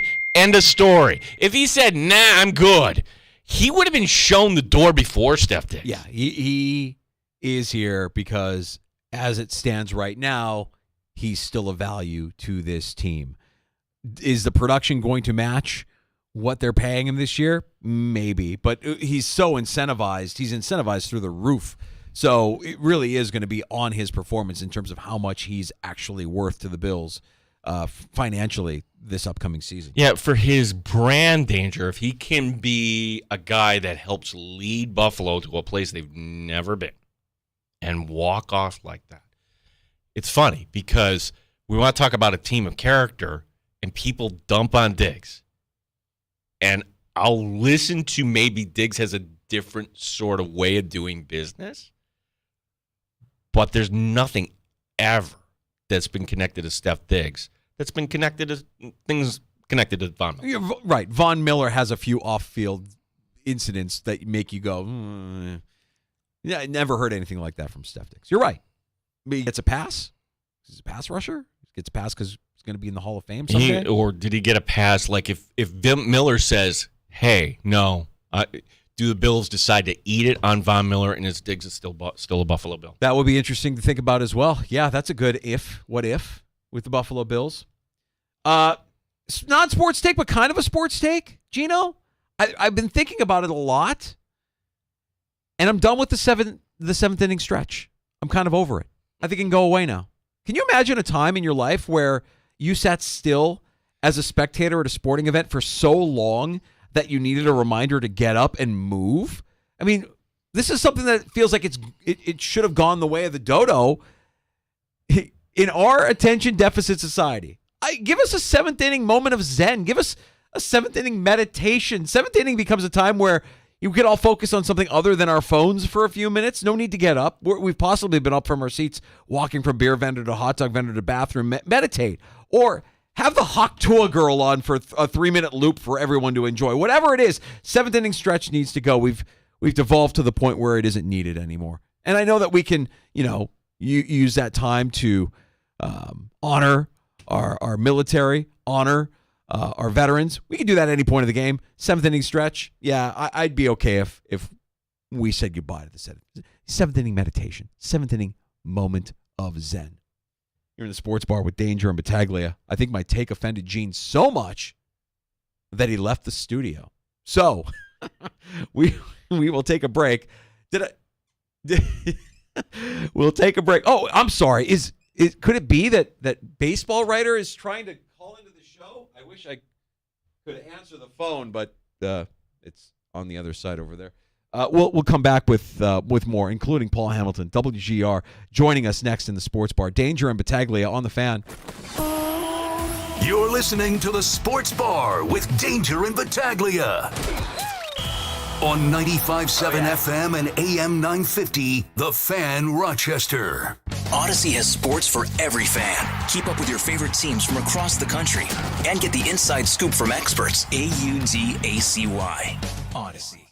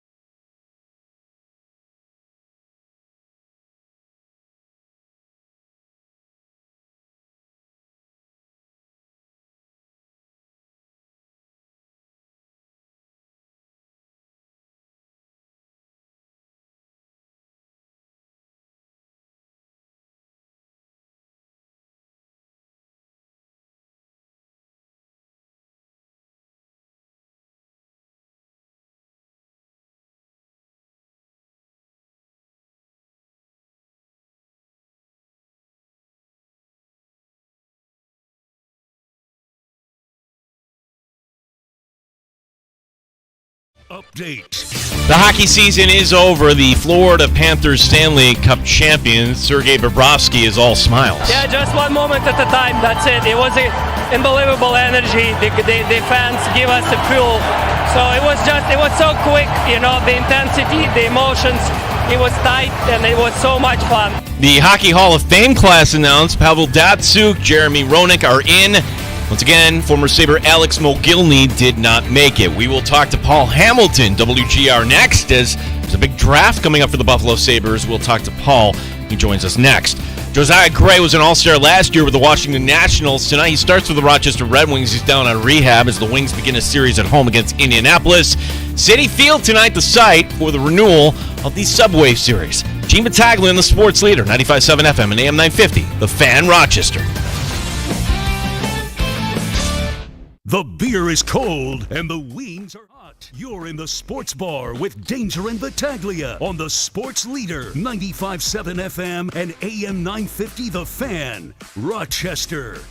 We wanted to win so badly that in games 4 through 6, we were pressing and not cheating to offense, but not playing the defense first game. That is our DNA. And I think getting to 7, it took that pressure off of us. We don't like it easy. We've never liked it easy. We did it the hard way. 2-1 game. We've always talked about winning every game 2-1. 2-1 filth, and it was a perfect outcome. There's Evan Rodriguez after winning the Stanley Cup with the Florida Panthers last night. So Paul Hamilton, WGR, joins us now in the sports bar.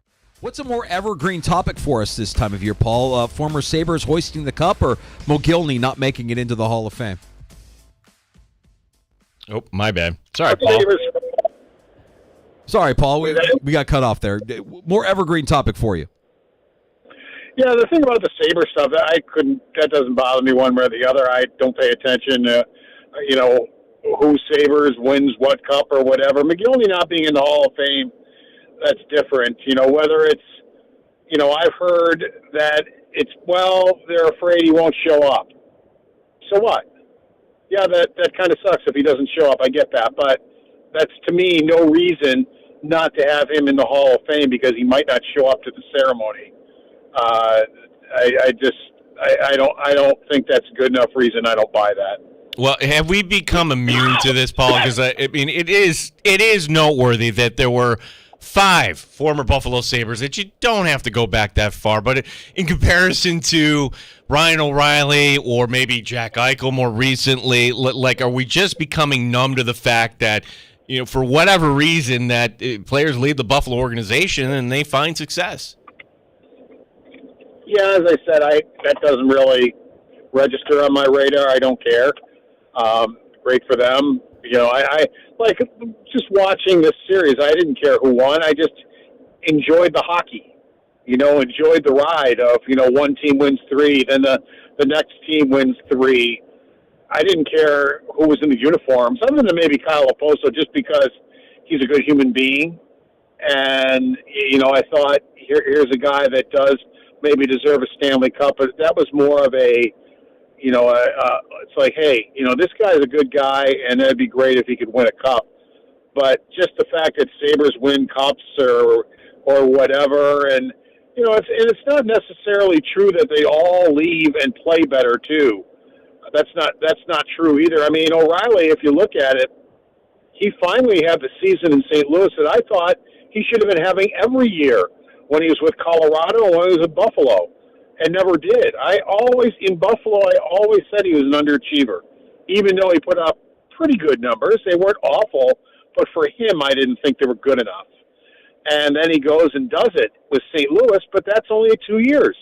Now he's back to Buffalo numbers again. And, somehow or another, he just keeps wearing out his welcome wherever he goes. And so, I know it seems to people that guys just leave and do better, but I think Jack Eichel is another.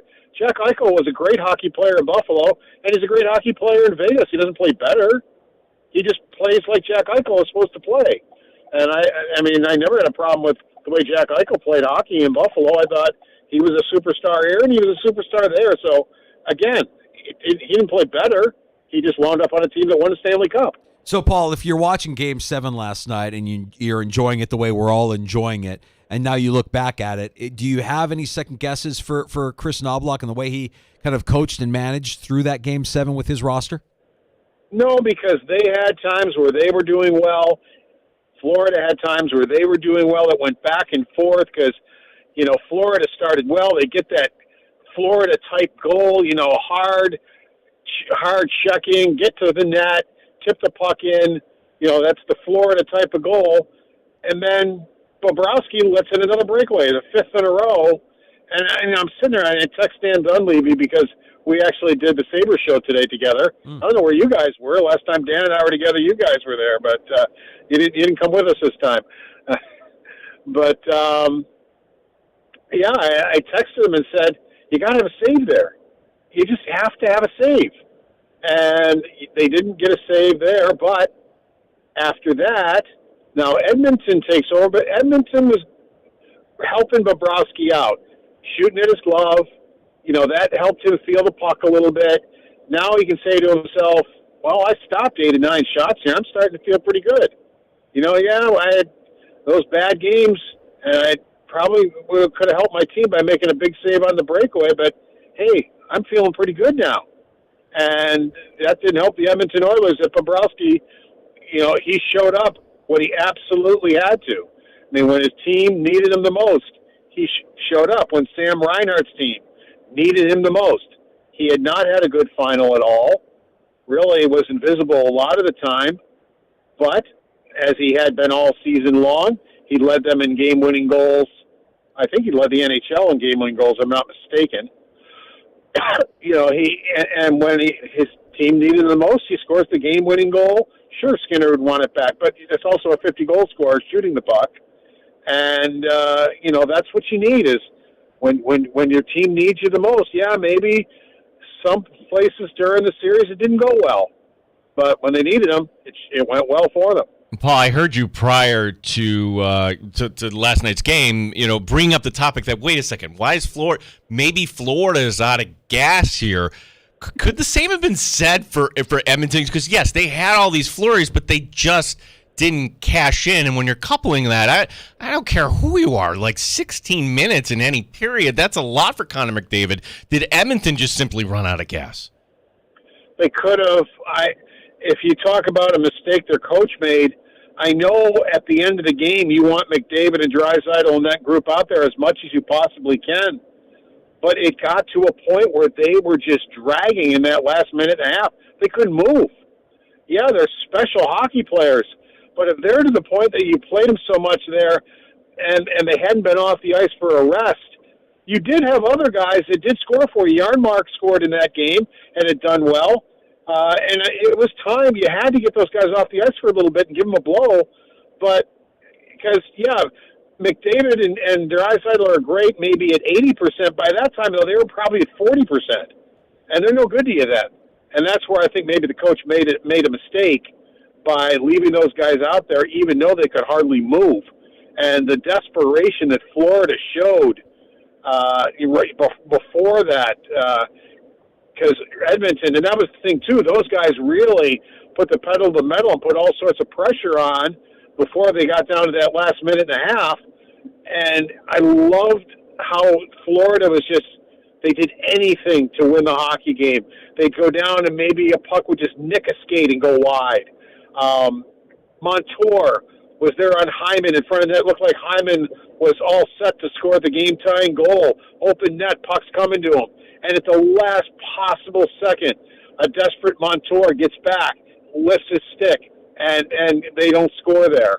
I just loved the desperation Florida had, even though they were a little bit on the ropes between their goaltender and the whole team just making plays. And that's what the beauty of the game was, is, again, we're under pressure, we're under siege, but hey, we're going to do everything we can do to win the hockey game. But if he made a mistake, he went with those guys too long to the point where they couldn't function. So, Paul, there's no real downtime here in the NHL offseason. I mean, we saw a trade last night that sent a guy that we're familiar with, of course, Linus Ullmark, going from Boston to Ottawa. And we've got the draft this weekend. So with regards to what the Sabres could be looking at doing or any swings that they might be taking here in advance of this weekend. What are your thoughts on what the Sabres need to do, what the Sabres could do, and what ultimately happens when we get to Friday? Well, I think they still have to come away with a top six forward, and they have to be harder to play against. That's what they need to do with this team. If this team just keeps rolling back guys who are small and whatever, it's just not going to work for them. And I think they basically have to revamp most of their bottom six and get guys that are difficult to play against. But don't shut the door on a guy like Pat Kane. He grew up when Lindy Ruff was the coach here of the Buffalo Sabres, and he rejected the Sabres last year and chose the Detroit Red Wings. I know he talked on to Granato and Adams, and obviously he wasn't happy with what he heard from Granato, and what he heard from the Detroit Red Wings was better. Well, maybe this year, he might say, yeah, I wouldn't mind playing for Lindy Ruff and going to my hometown. So I wouldn't close the door on that being a guy. And he showed us he's fine from injury. He produced when he got back with Detroit. Nobody knew how he was going to be coming back from injury, but he showed that he was fine. So who knows if that could become a possibility. And Paul, you covered the duration of Lindy 1.0, and now we come to Lindy 2.0 here in Buffalo. And you get a sense, like, in what ways do you think this roster might be different? What kind of player, because I would think that Kevin Adams, with the respect he has for Lindy Ruff, is going to take his input here, certainly. Yeah, and that's why, I think it would be better for all when the buyout window opens, which is just a little over 24 hours from now. He's not Lindy Ruff's type of player. He will drive Lindy Ruff insane. And maybe I'm wrong. Maybe Lindy Ruff told Adams that he could coach him, but he seems to me to be the guy that Lindy Ruff would not want to have to coach. Lindy Ruff doesn't want guys on his team that he has to insulate. If you got Skinner on your team, you're going to have to insulate him because, otherwise it's going to be a disaster defensively and the way he turns the puck over and things like that. So you have to have guys with him that can help out when that happens. So he just doesn't seem like a Lindy Ruff type of player. So, I would think they're seriously considering buying out Skinner. Now, that doesn't necessarily mean they would do it if that's their choice right away. They could wait to see. I don't think there's a trade market for him. But you've got until 5 o'clock on the 30th if you want to just make sure that something goofy doesn't happen where you might be able to trade him. You don't necessarily have to buy him out immediately. You've got a couple of days to do it. So that'd be interesting, too. If they have the mindset that they want to do it, are they going to wait a little bit just to see if something could develop? Paul, what about that pick at 11 when we get to Friday night? Are you on the fence as far as which direction they're going to go? Do you think they make that pick, or do they ship it off for an asset? Well, they'll absolutely ship it off if the deal is right. But, and they have enough currency in assets that if they have to overpay by a player to get the guy, that maybe another team doesn't have those kinds of assets to do it. I mean, I'm not going to overpay and give them 4 prospects when 2 is proper, but if I have to give them 1 extra, maybe it's worth it, depending on the player who we're talking about. If this is a player that can really help your top 6 and is a veteran and can win draws and can do a lot of the things that they don't have on their team, I would applaud them if they overpaid a little bit to get that type of a player. Paul Hamilton, WGR Sabres is Friday night will be the draft in Vegas. And Paul, last time we had you on, it was the Amherst. Certainly, that was an exciting time there. And you followed the Amherst, closely like anybody. which players do you think are ready for that jump? Because I'm looking at a player like Kulik, who has been the leader in terms of goals scored, who has been one of the which of these players on the Amherst do you think is ready to make that jump and be part of the Buffalo roster next season? From what I saw in the playoffs, I would say none. I just didn't see anybody that really looked NHL ready to me yet. And that doesn't mean by Christmas time one of them might not be. I suppose Rusak might be the closest, but when he's been in the NHL, I haven't been impressed at all with what he do. Roseanne might be a little ahead of Kulik just because of how much he improved his two-way game, so that might be a possibility. I wouldn't put Ryan Johnson up there because, I'd have Bryson as your number 7D, and then if somebody gets hurt, you can bring him up. But he too, how much of his decline last year was because he's not used to a pro schedule? It's the first time he went through it. He was used to a 40-game college schedule, and he just maybe hit a wall because I saw it in Buffalo and I saw it again during the playoffs in Rochester. But I still think he's going to be a good defenseman. And, you're the two Russian kids, Komarov is going to wind up down there. And I liked what I saw, and I think both are going to be good prospects for the Sabres, but I don't think either one of them are guys that they're going to be looking at this year. So honestly, it's going to be hard. I mean, you never know what they might do in training camp. What did they do to improve themselves in the off season, and what do they look like in training camp? That you can't know. And one of them may really do it. And, who knows what Savoy might be able to do coming out of junior. Does he need time in the AHL, or could he jump up, with the type of talent that he has? So, we'll see what training camp brings. But from what I saw in the playoffs, I really would not expect any of them ready right now. Paul, next time the invite doesn't get lost in the mail, you and Dan do a great job, and we appreciate all your coverage and everything you're going to be giving us here, feeding us as we get closer to Friday night and the draft at the Sphere. You're going, correct? Yep. Leaving on Thursday, and I will be there. The last on-site draft, from what I understand, right? NHL hasn't said for sure, but talking to teams and people, it just seems like, yes, this is going to be the last on-site draft, and they'll do it like the NFL after this. Okay, so it will be still somewhere where fans can kind of participate, but your decision makers, I get it. Now I understand what that's all about. Paul, are you worried about the Yankees tonight? Now you're facing the team that has been lifted up by Grimace here tonight in the Subway Series. I don't worry about the Yankees until September. Games now, yeah, they all count. I get that, but I don't get too concerned one way or the other when it comes to that. So yeah, Grimace is their best player. So Howard Simon, and his Mets. We'll see how that. I think Howard has a bet with Sal because Sal Capaccio is a Yankee fan. Yeah. So if one of the two teams sweeps, the other has to take the other out to dinner, I believe. We got to make that wager a little bit more interesting. That's a safe wager. I'd like to see a little bit more teeth to that wager, Paul. Paul, appreciate the time, buddy. Safe travels, and let's do it again soon. Take care, guys. You got it. Thanks, Paul. Paul Hamilton, WGR. You could read his work at thefanrochester.com, covering the NHL draft, covering the Buffalo Sabres, giving us some of his time. Yeah, that was one of the storylines when you were out last week that Kevin Adams spoke. And when the question number one, tell us about Jeff Skinner. And Kevin Adams is talking about having the conversation with Skinner's representation. That told me everything you need to know. He's gone. Right. He's under contract.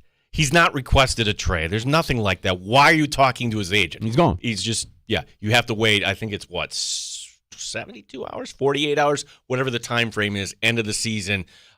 Before the end of the week, we'll find out that Jeff Skinner is a former Sabre, and I'm okay with it. He was a fun player for the Sabre team, but he's not good on the defensive side. So it's time to move on, and it's going to open up an opportunity. And who knows? One of these Amherst, one of these kids is bound to pop. I don't know if it's going to be Kulik, Rosane, but somebody should be able to step up and have an opportunity. There's so much to get to next in happy hour. I mean, a whole week of activity to recap. My week at the Sports Collector Show, Gene's weekend with a life-changing weekend with his son Kyle graduating, and I have a feeling that something I said earlier may have made Baseball Writer a little bit upset. Maybe just maybe we could share some of what Baseball Writer has to say. Well, it's funny. While you were out, Willie Mays passed. And one of our regulars, Chris, called in. He's like, I'd like to hear what Baseball Writer thinks. I'm like, no. I don't. No. I don't think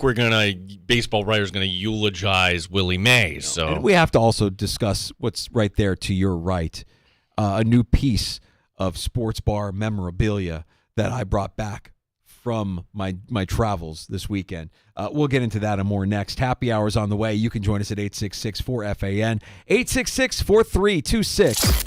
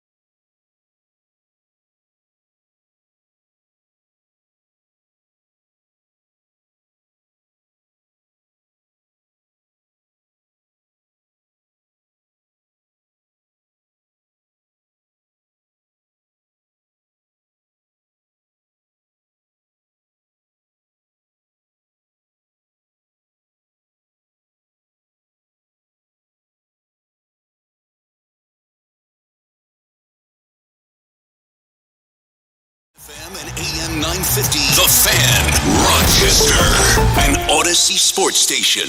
The Fan, Rochester, sports update. The hockey season is over. The Florida Panthers are the Stanley Cup champions, which means pain in Edmonton for the Oilers and their head coach, Chris Knobloch. In the second and third period, I thought we found our game. I thought we played really well. Couldn't capitalize on our opportunity, especially in the third period where we had a couple glorious chances. I thought it was a game that could have went either way. The Hockey Hall of Fame class has been announced. Pavel Datsyuk, Jeremy Roenick are in. Alex Mogilny, the former Buffalo Sabre, once again not making it. Josiah Gray was an all-star last year with the Washington Nationals. Tonight he starts for the Rochester Red Wings down on rehab. The Wings opening up a series against Indianapolis. All the action in the major leagues tonight under the lights, including the Subway Series, as the Yankees and Mets renew their series at Citi Field. Gene Battaglia, the sports leader, 95.7 FM and AM 950, The Fan, Rochester.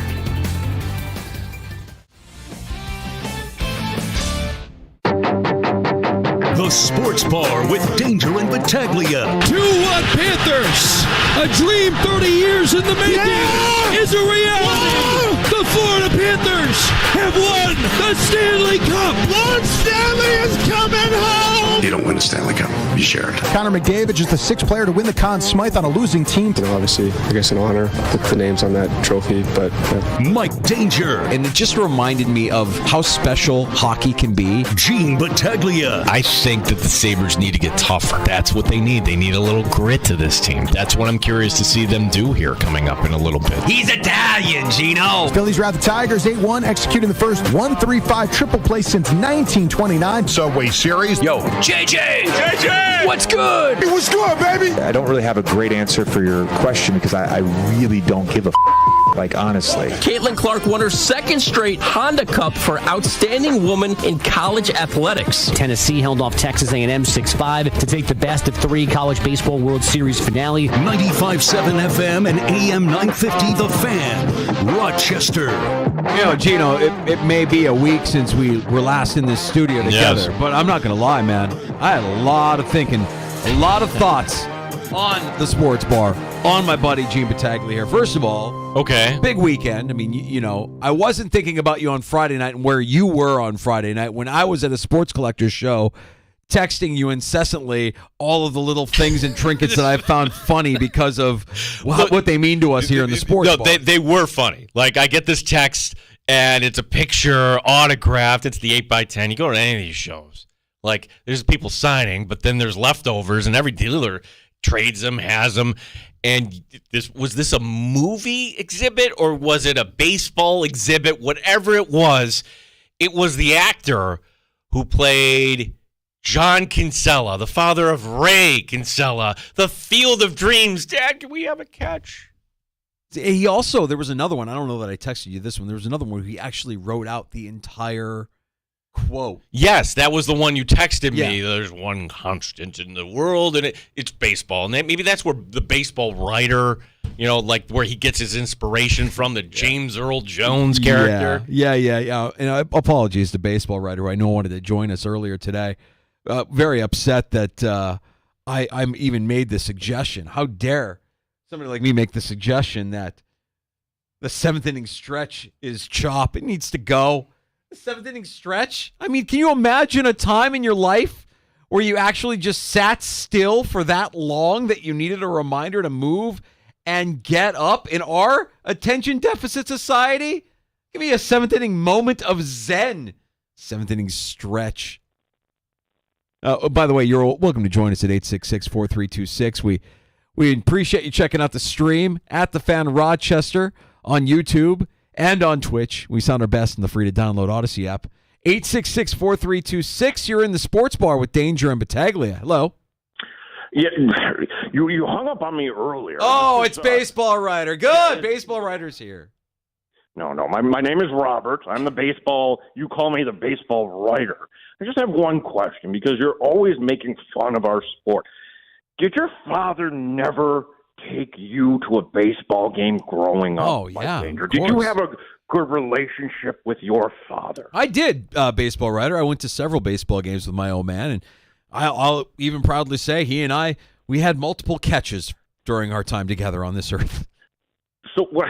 Well, I sense the sarcasm there with your laugh. But They catch. What is the problem? Doesn't that bring you back to a happy place? In that movie, it is absolutely correct. The one constant in this world is baseball. Help me out with this. It reminds us of what it was good then and what can be good once again in our country. Help me out with the seventh inning stretch, though, baseball writer, because I don't know. I mean, I feel like that was instituted at a time when we were pretty sedentary, and now we get up and we move around and we're very active, and our attention is in multiple places at once. Do we really still need a reminder to get up and stretch in the game of baseball? Have you ever sung "Take Me Out to the Ball Game" with 30,000 other people? Of See, course. This is the part where you haven't experienced what that is like. I have. And I would invite you. In fact, I'll tell your guy Battaglia to go in and buy you some Cracker Jack. When was the last time you had some Cracker Jack? I'm an adult baseball writer. It's been a while. No, you didn't put the little fake tattoo on your arm when you were growing up. No baseball Cracker writer. Jack. No baseball writer. Do you have one on you right now? Did you get a replica tattoo? Okay, that's good. Baseball writer stopping by the sports bar and breaking character a little bit. I don't know. I just feel like the seventh inning stretch could probably go away. Times have changed. Sport has changed. Game has changed. Appreciate baseball writers stopping by. That was something, though, over the course of the weekend at the Sports Collectors Show, which I had a great time at. I mean, the entire time I'm there, Gino, I'm not really thinking about what I would like or what I would invest in or what. Okay, I just have to. You're walking around. Is there anything you're like, wow, that would look really cool up in her? You sent me a photo of the 1985 Hall of Fame signed Juice throwback Buffalo Bills helmet. Yeah, I mean that's a talking piece, right? Of course. Here's how I would have to justify it. It would have to be for me. And look, my buddy Tony's a collector. We were there on a mission. He knew exactly what he was going to get. He bought his ticket in advance. Julius Peppers is going to the Hall of Fame. He has this beautiful canvas picture of Julius Peppers that he was going to have him sign, and he was going to say, Hall of Fame 2024, go Bears. That was Tony's mission. That was our objective. That was on Sunday afternoon. So we knew what we were there for. And the rest of the time, we're just walking around. And you're right. Like, there are people that, as collectors, they will see something, they'll be like, that will look good in the cave. Or, that's just a beautiful piece. I would love to have that. What's that worth to you? Well, for me, it's less about what would it look like in the cave and more about when I look at that, how am I going to feel?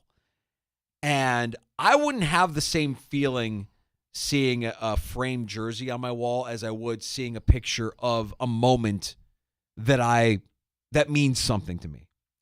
If I have a picture of me and my daughter at Game 5 of the Stanley Cup when we're watching the Blackhawks in Chicago, and that's signed by Kane or Taze or Corey Crawford or somebody from that team, then I would look at that and immediately feel joy because it would take me to that. Maybe I should get moment. baseball writer back on the phone because for the 2016 World Series, and I know this, your old man loved himself some Cubs baseball. Yeah. I'm sure you probably, anywhere you look, you're finding something from that team because Chicago fans would just still want to buy that up and relive that moment. Right. I mean, if those moments exist, I mean, you have those moments as fans, being at the Super Bowl and watching Devin Hester return the opening kickoff for a touchdown. Like, I always feel joy when I think of that moment, even though I was kind of miserable in the rain and wasn't. This is before my family became my family. So I look for those moments. I have a friend who, he's a Mets fan, and on Father's Day, he bought a base. Like they were selling the bases on Father's Day. He just shelled out the couple $100 or whatever it was. And you're thinking, what are you going to do with a base? No, every time he looks at that, he's going to remember taking his kids to their first Mets game. And that was one of the bases they used. And that was one of the bases that they used. So I like, for me, it needs to be something like that. And I'm not, there trying to buy something so I can flip it and turn a profit. That wasn't my intention there. I just wanted to go to see what it was all about. And I met some really interesting, fun people. My buddy Tony and I had a blast. We're rubbing shoulders with athletes at every turn. I mean, we turn our head one way, and Trevor Lawrence is signing hundreds and hundreds of pieces of memorabilia. We're at the sports bar, and over there is Emmitt Smith, and over there is Michael Irvin, and Warren Sapp comes in this way, and we're getting breakfast, and Charles Haley walks into the. I mean, like you see these guys, you recognize these guys, and immediately you're drawn to them because of what they accomplished when they were on the field, or what they are accomplishing as pro athletes. So all of that was cool and memorable, and I would do it again in a heartbeat. I just don't know that I would shell out the kind of dollars that they're asking for, a lot of the things that they're asking for, except for my one quest this entire weekend. The one thing, like the back of my head, I'm like, all right, while I'm here, I should get something for the girls, just so they know I was thinking about them while I was here. So I did. I bought each of them their own like Funko Pop. My older daughter Leah loves Harry Potter. Got her a Harry Potter Funko Pop where he's flying and playing Quidditch. My little daughter Alexa likes The Matrix. We watched The Matrix together, and she loved Trinity so much that she wanted to dress up as Trinity for Halloween. So I found a Trinity Funko Pop. I found a Harry Potter. I bought those, and I'm like, okay, but I'm not done. I got to think about the sports bar. I got to think about my guy Gino. I got to find something. I can't come back empty-handed to the sports bar. I've got to put in the work. And me and Tony, we were on a quest. So much so that we were asking pretty much every vendor that was there, hey, I know it's a long shot. I know it's a needle in a haystack situation, but do you possibly have this? And they're laughing at us like, yeah, right. Let me get right on that. Oh, no, I got one right in my back pocket. Keep walking, clown. Okay. Well, we'll keep looking. I'm looking through cards. I'm looking through boxes. I'm looking through, all these different cases. And finally I get to a vendor, and I'm flipping through a photo album, and I'm like, hey, by chance, do you have a Chuck Muncie? And right away, this guy's eyes lit up. He's like, Chuck Muncie. And he starts rattling off his hometown, the year he was drafted, how long he played for. I actually have one right here.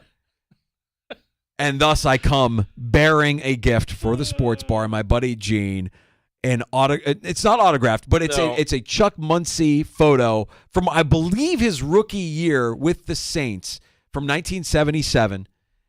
Chuck Muncie is, if you're watching on the stream on our YouTube channel at The Fan Rochester, or on Twitch at The Fan Rochester, Gino's holding up the portrait right now. Yeah, Will also writing in. Everybody, Will Cleveland. Please share a picture of the glorious Chuck Muncie pic. I put it on X. And in this picture, things you would never see today. There are, I would say, 3 people surrounding Chuck Muncie. His helmet is off. One man, I would presume that's the doctor, is holding his horn-rimmed glasses. That's the best part. That is the best part. There is a woman who's holding something under his nose. We presume that's smelling salts. And then there's guys in the background with the plaid pants. Like, that tells you the time frame right there. Mid to late 70s. Yeah, but like, hey, here's the smelling salts. Get back in the game. Yeah. So as soon as I saw that, I'm like, jackpot. I didn't find a single Chuck Muncie playing card. Best $20 you've ever spent. I absolutely agree. I totally agree. The joy, and anybody that comes into the sports bar now, our new studio, they go, what is that? What does that even represent? And it's a deeper meaning. I mean, Gino, I don't know that you and I are doing a show if not for your relationship with Chuck Muncie. My relationship with Chuck Muncie, because, well, at the time, like, Howard Stern always had kind of a goof where, hey, you want to troll somebody, get over on somebody. The Baba Booey was always the thing, a prank call, Baba Booey, or, the television interview live, Baba Booey. Well, you got to be original, and our Baba Booey was Chuck Muncie. So I would be doing a sports call-in show, and I'd be taking this very seriously on the college radio station. Not you. I am taking it very seriously. I want to put together some good tape and have some good opinions and everything.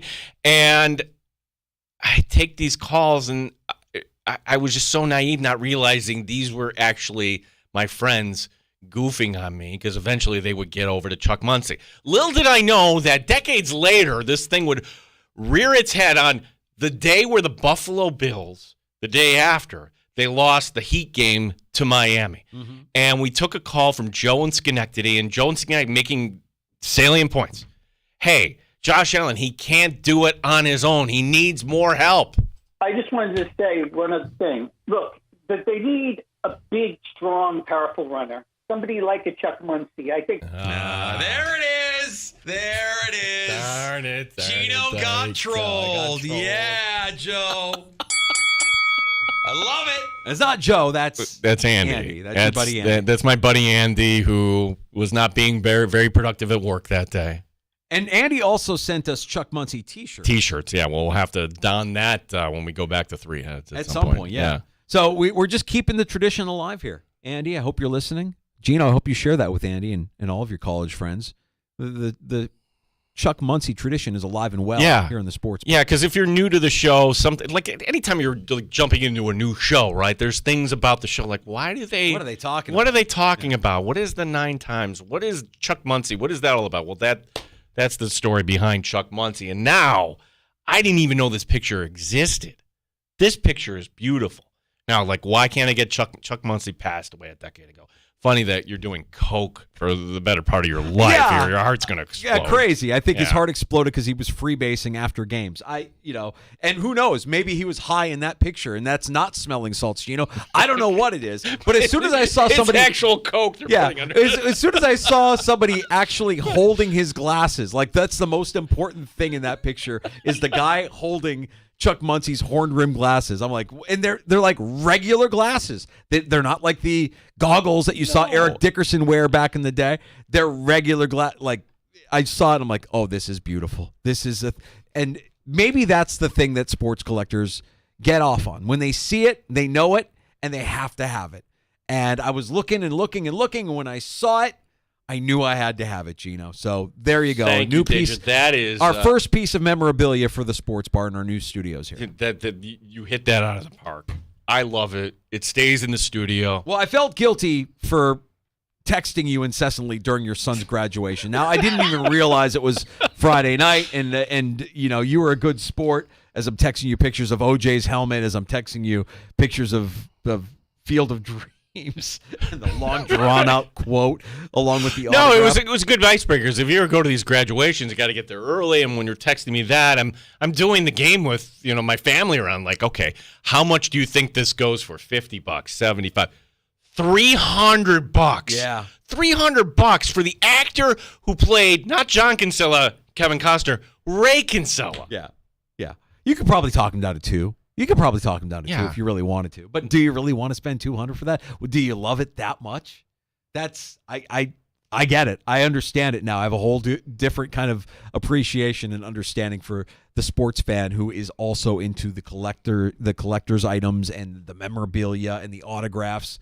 But don't be the guy. There was a guy there, and we were kind of watching him all weekend. Don't be the guy that's kind of trying to poach. When you see everybody around you paying for autograph, there is one guy. Like he's chasing down Trevor Lawrence, essentially? He's just hanging around. He's just mooching. He's just hanging around waiting for somebody to come by so we can snap a picture with them, even though the picture session that everybody paid for happened 15 minutes earlier. Or, hey, can I get your No. Bad form. I've been oblivious to a lot of this, and this was not this year, but it was the previous year, Amerks and Marlies. It was the game we went to. And we're sitting up in the last row, and I look over, and it's players from the Marlies who are scratched. Mm-hmm. Couldn't tell you who they are. Mm-hmm. And in the intermission, not one but 2 collectors with their binders, with these hockey cards for these kids, because they are kids that are scratched, and just like, here, can you sign all this?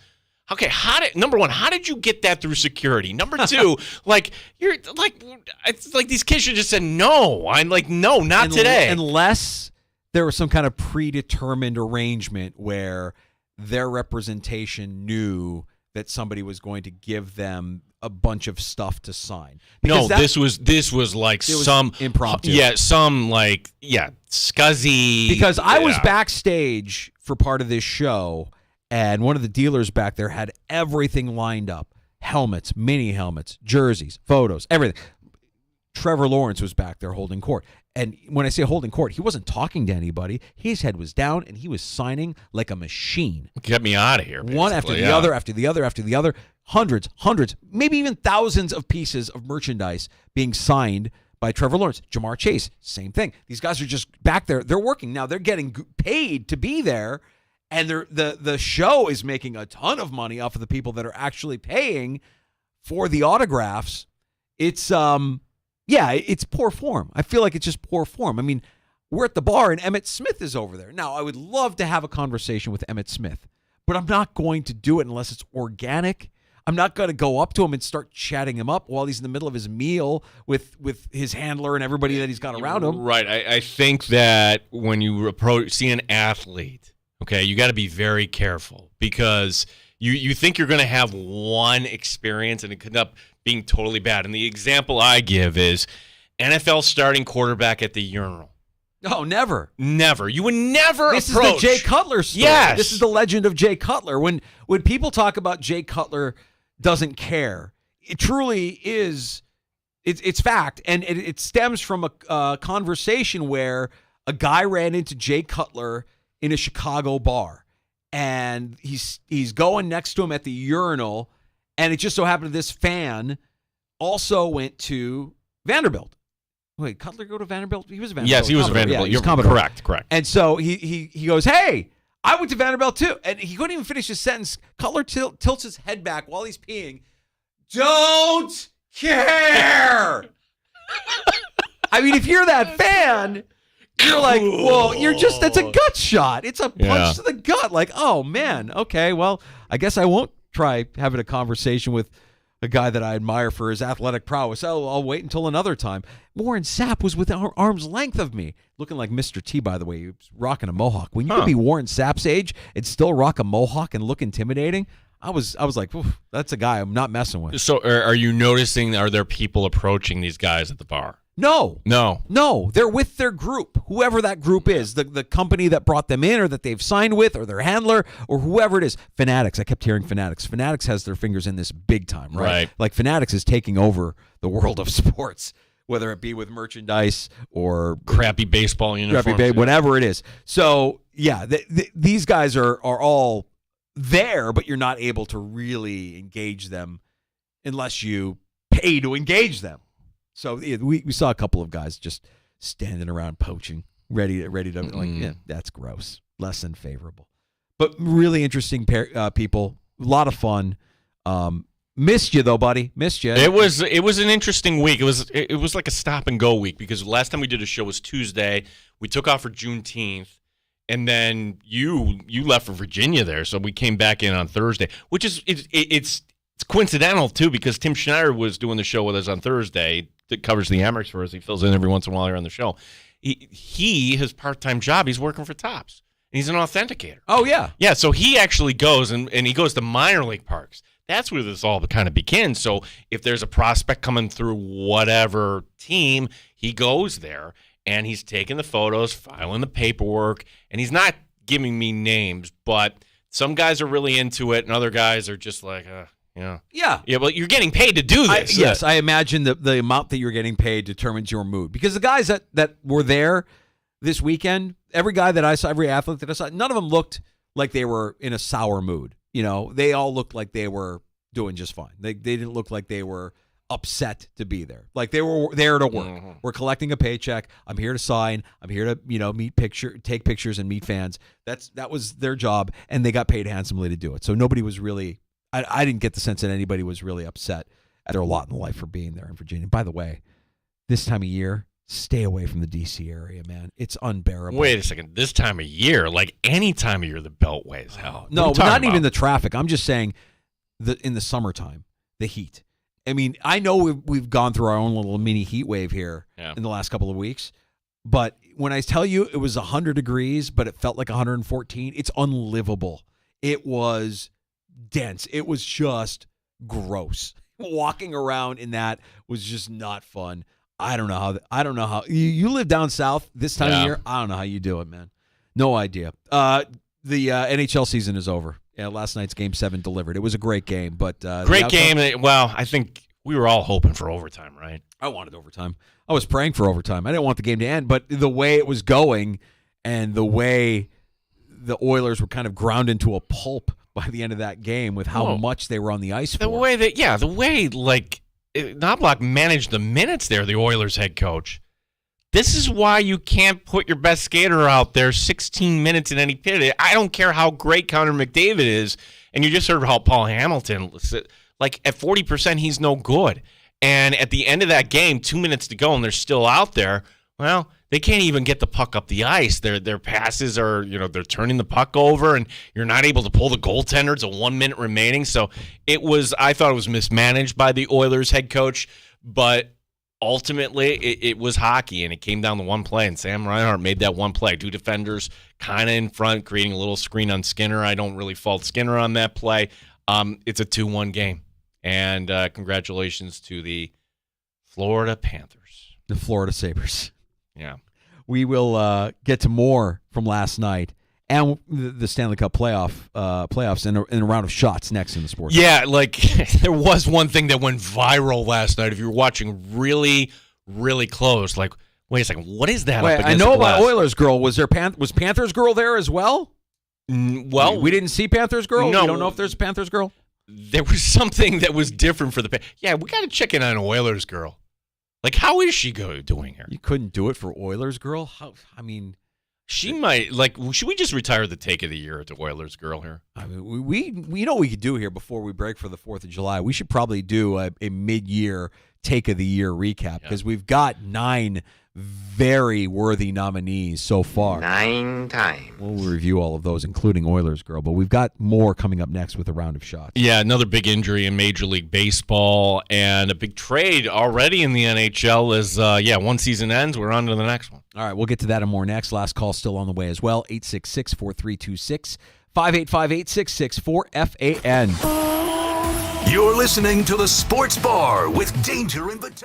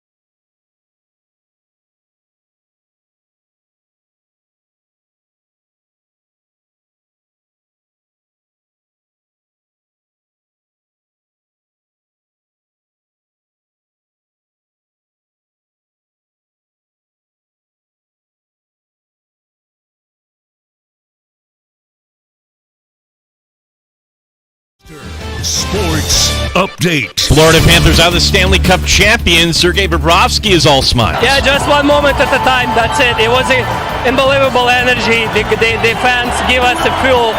So it was so quick, the intensity, the emotions. It was tight, and it was so much fun. Hockey Hall of Fame class announced Pavel Datsyuk, Jeremy Roenick are in.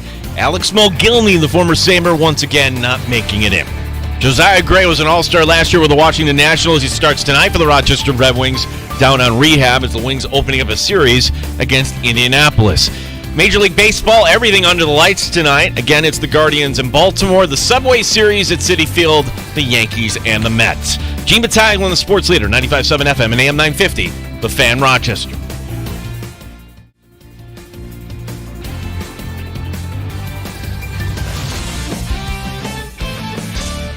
The only way to take the Fan Rochester with you is the free Odyssey app. Download it today and follow the sports leader, 95.7 FM and AM 950, The Fan Rochester. Happy hour continues in the sports bar. It's time for a round of shots. How bad was the state of Florida Panther hockey or the Florida franchise? Well, as Greg Wyshynski of ESPN pointing out, you go back a couple decades here when LeBron James arrived in Florida, saw beach there, the team was offering season tickets for $6 a game in honor of number 6. When that didn't take, then they tried something. They called it the first-timer program. Show your Florida driver's license, and you got 2 free tickets to a game. Like this is a minor league team. The franchise waited 25 years in between playoff victories. Well, they hoisted the Stanley Cup for the first time. Or in the case of Matthew Tkachuk, he took the cup today, dove backwards into the Atlantic Ocean. Yeah, does salt water do anything to the Stanley Cup? I would think that might not be good. Like, where is the guy with the white gloves and the bushy hair? He's running out there.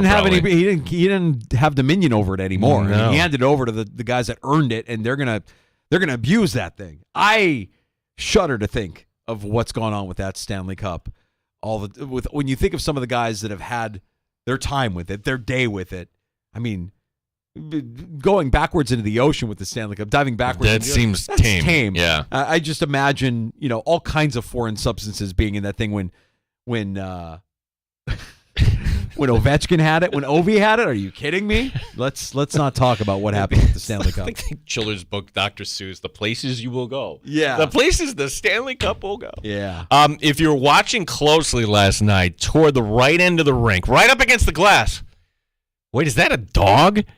Yep, that was a dog with one of the best seats you could imagine. Brody the Golden Doodle was enjoying all the action with presumably his owner. Brody, by the way, has 1.2 million followers on Instagram. Oh, great. His owner once took him to a Laker game and sat courtside winning a dance competition on Fame. So Brody is an influencer, and as we know, influencers are running the world now. So, but I didn't know a dog could be an influencer. Oh, for sure, 1.2 million followers. Yeah, you're Brody's raking in some pretty good endorsement deals. Brody's Brody's for Purina and what else? Yeah, Brody's just doing just fine. You don't have to worry about it. Brody has the kind of clout that gets him at ice level for Game 7 of this. What I noticed about the fan base in Florida there is, do we not have enough money to put shirts on our preteens? I saw more shirtless preteen kids running around the arena or behind the benches in this series than I ever need to see. I don't need to see that. Put a shirt on. Have some dignity. There was some kid as they're skating around. Did you catch that? Like, he's climbed the glass without his shirt from the top of the glass with his shirt off. Wait. First of all, put a shirt on. Second of all, get down there before. I mean, like, it's Florida. It just you know what? I shouldn't be surprised. That all seems like it checks out. The shirtless kid behind the coach's shot every time Kaplan's trying to interview Paul Maurice, and then you've got the kid or the other guy Knobloch. You've got the kid without the shirt flexing behind them. Like, I don't need to see a shirtless preteen when I'm watching the Stanley Cup. Let's cover that up. Just before that game, Linus Ullmark, former sports bar guest Linus Ullmark, he got traded. Goes from Boston to Ottawa. They should void that trade, by the way. Yeah. You don't do that trade on the day of Game 7 of the Stanley Cup. No. Like, if you had a real commissioner, you're not You're not changing the narrative. This should have waited till later in the week. Hey, you agreed to the trade. You don't announce it. Jonas Carpicello, it's a goalie trade. Former Mark Kaslick gets thrown in. And also, Ottawa gets Boston's first-round pick, which is 25th overall. The Sens are also going to take on 25% of Carpicello's salary. So, Linus Ullmark gets another new home. I don't know if this does anything for Ottawa. Well, I mean, I think Ullmark is a better goaltender than what they had in Korpisalo. So that's an upgrade if that's how they want to view it. And look, we know Ullmark. He's a great guy. He's a good dude. He's a great guy. And maybe you need more of that in that dressing room for Ottawa. But, you had an abundance of riches there in Boston. You had two starting caliber goaltenders. Why not get something for one of them? And they did. For the first time since 2009, we had the Stanley Cup Final and the Calder Cup Finals, and on the same night, we have a repeat champion in the American Hockey League. Congratulations to the Hershey Bears. Once again, beat Coachella Valley, this time in 6 games. Matt Strome with a game winner at home in overtime. Oh, who cares? Kind of jealous, man. I really am that. Who cares? That they not only won it last year and got by Rochester in the process of doing it, but they repeat it and do it again this year. I know that most organizations don't view the AHL team as like, oh, we have to build a winner, we have to get a championship. But you can't tell me that doesn't mean something to those guys. It means something at every level when you can win a championship, and the AHL is no different. That was quite a scene for the Bears. Yeah, and just to think that, that Hammocks had their chances 2 years ago on that.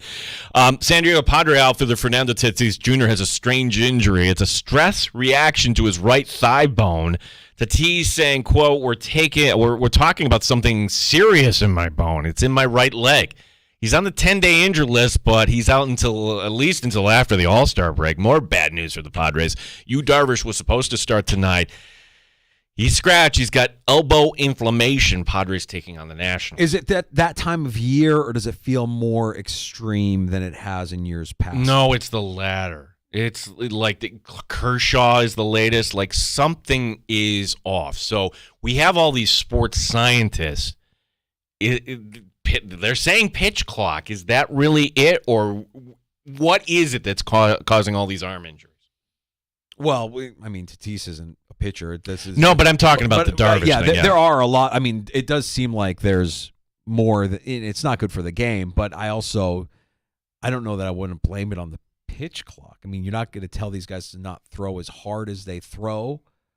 And so Stanton is on the IL now too for the Yankees. I mean, that's an evergreen statement this time. So I guess that's why I was asking. Is like it feels like every year around this time, stars start dropping in Major League Baseball. Yeah, well, for Stanton, that's every year. Yes. As you mentioned.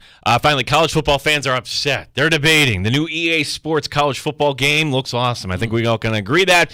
But not only do the players have rankings, so too do the fan bases. The top 10 toughest stadiums in college football they have rolled out. Okay. I could give you a lot of guesses, but what EA Sports ranks as number 1, Kyle Field, Texas A&M, followed by Alabama, LSU, Ohio State, Georgia, Penn State, Wisconsin, Oklahoma, Florida State, and Florida. What drew my attention to this was our buddy, and you might hear him tonight on with our guy coming up at 6, Ryan Hickey. He's a Penn State grad, complaining that the Penn State was ranked 6. I'm like, really?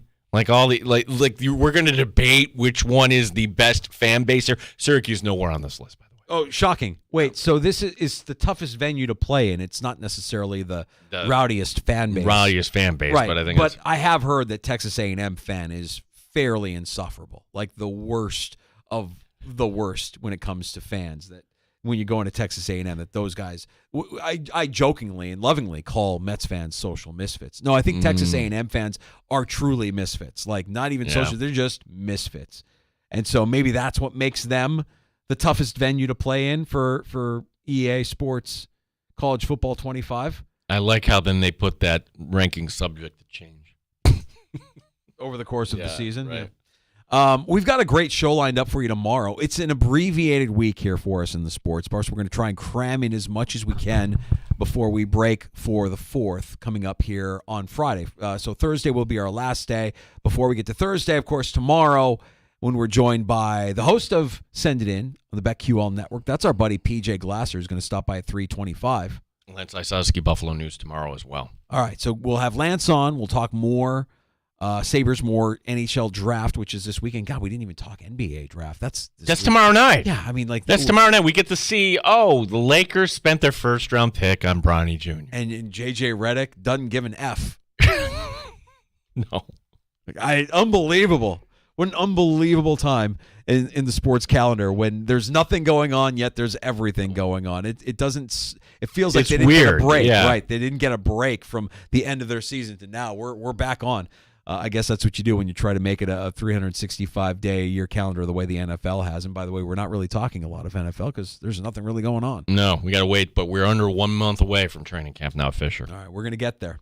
If you missed any of our show today, including Paul Hamilton from WGR in Buffalo, or Odyssey Sports sister station, Jeff Erickson, the senior editor at RotoWire. We broke the fantasy football. So actually, you broke it yesterday, Gino. But Jeff was great earlier today in the 3 o'clock hour. You can get both of those conversations wherever you get your podcasts. Just search out the Sports Bar. That includes the free-to-download Odyssey app. That includes Spotify, Apple Podcasts, and wherever you get your shows.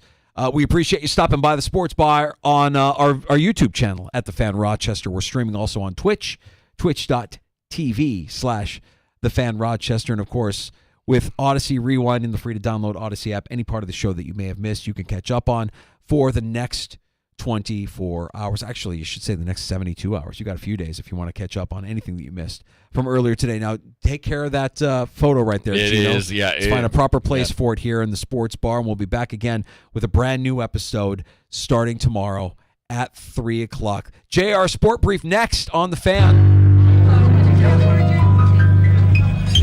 It's that time again.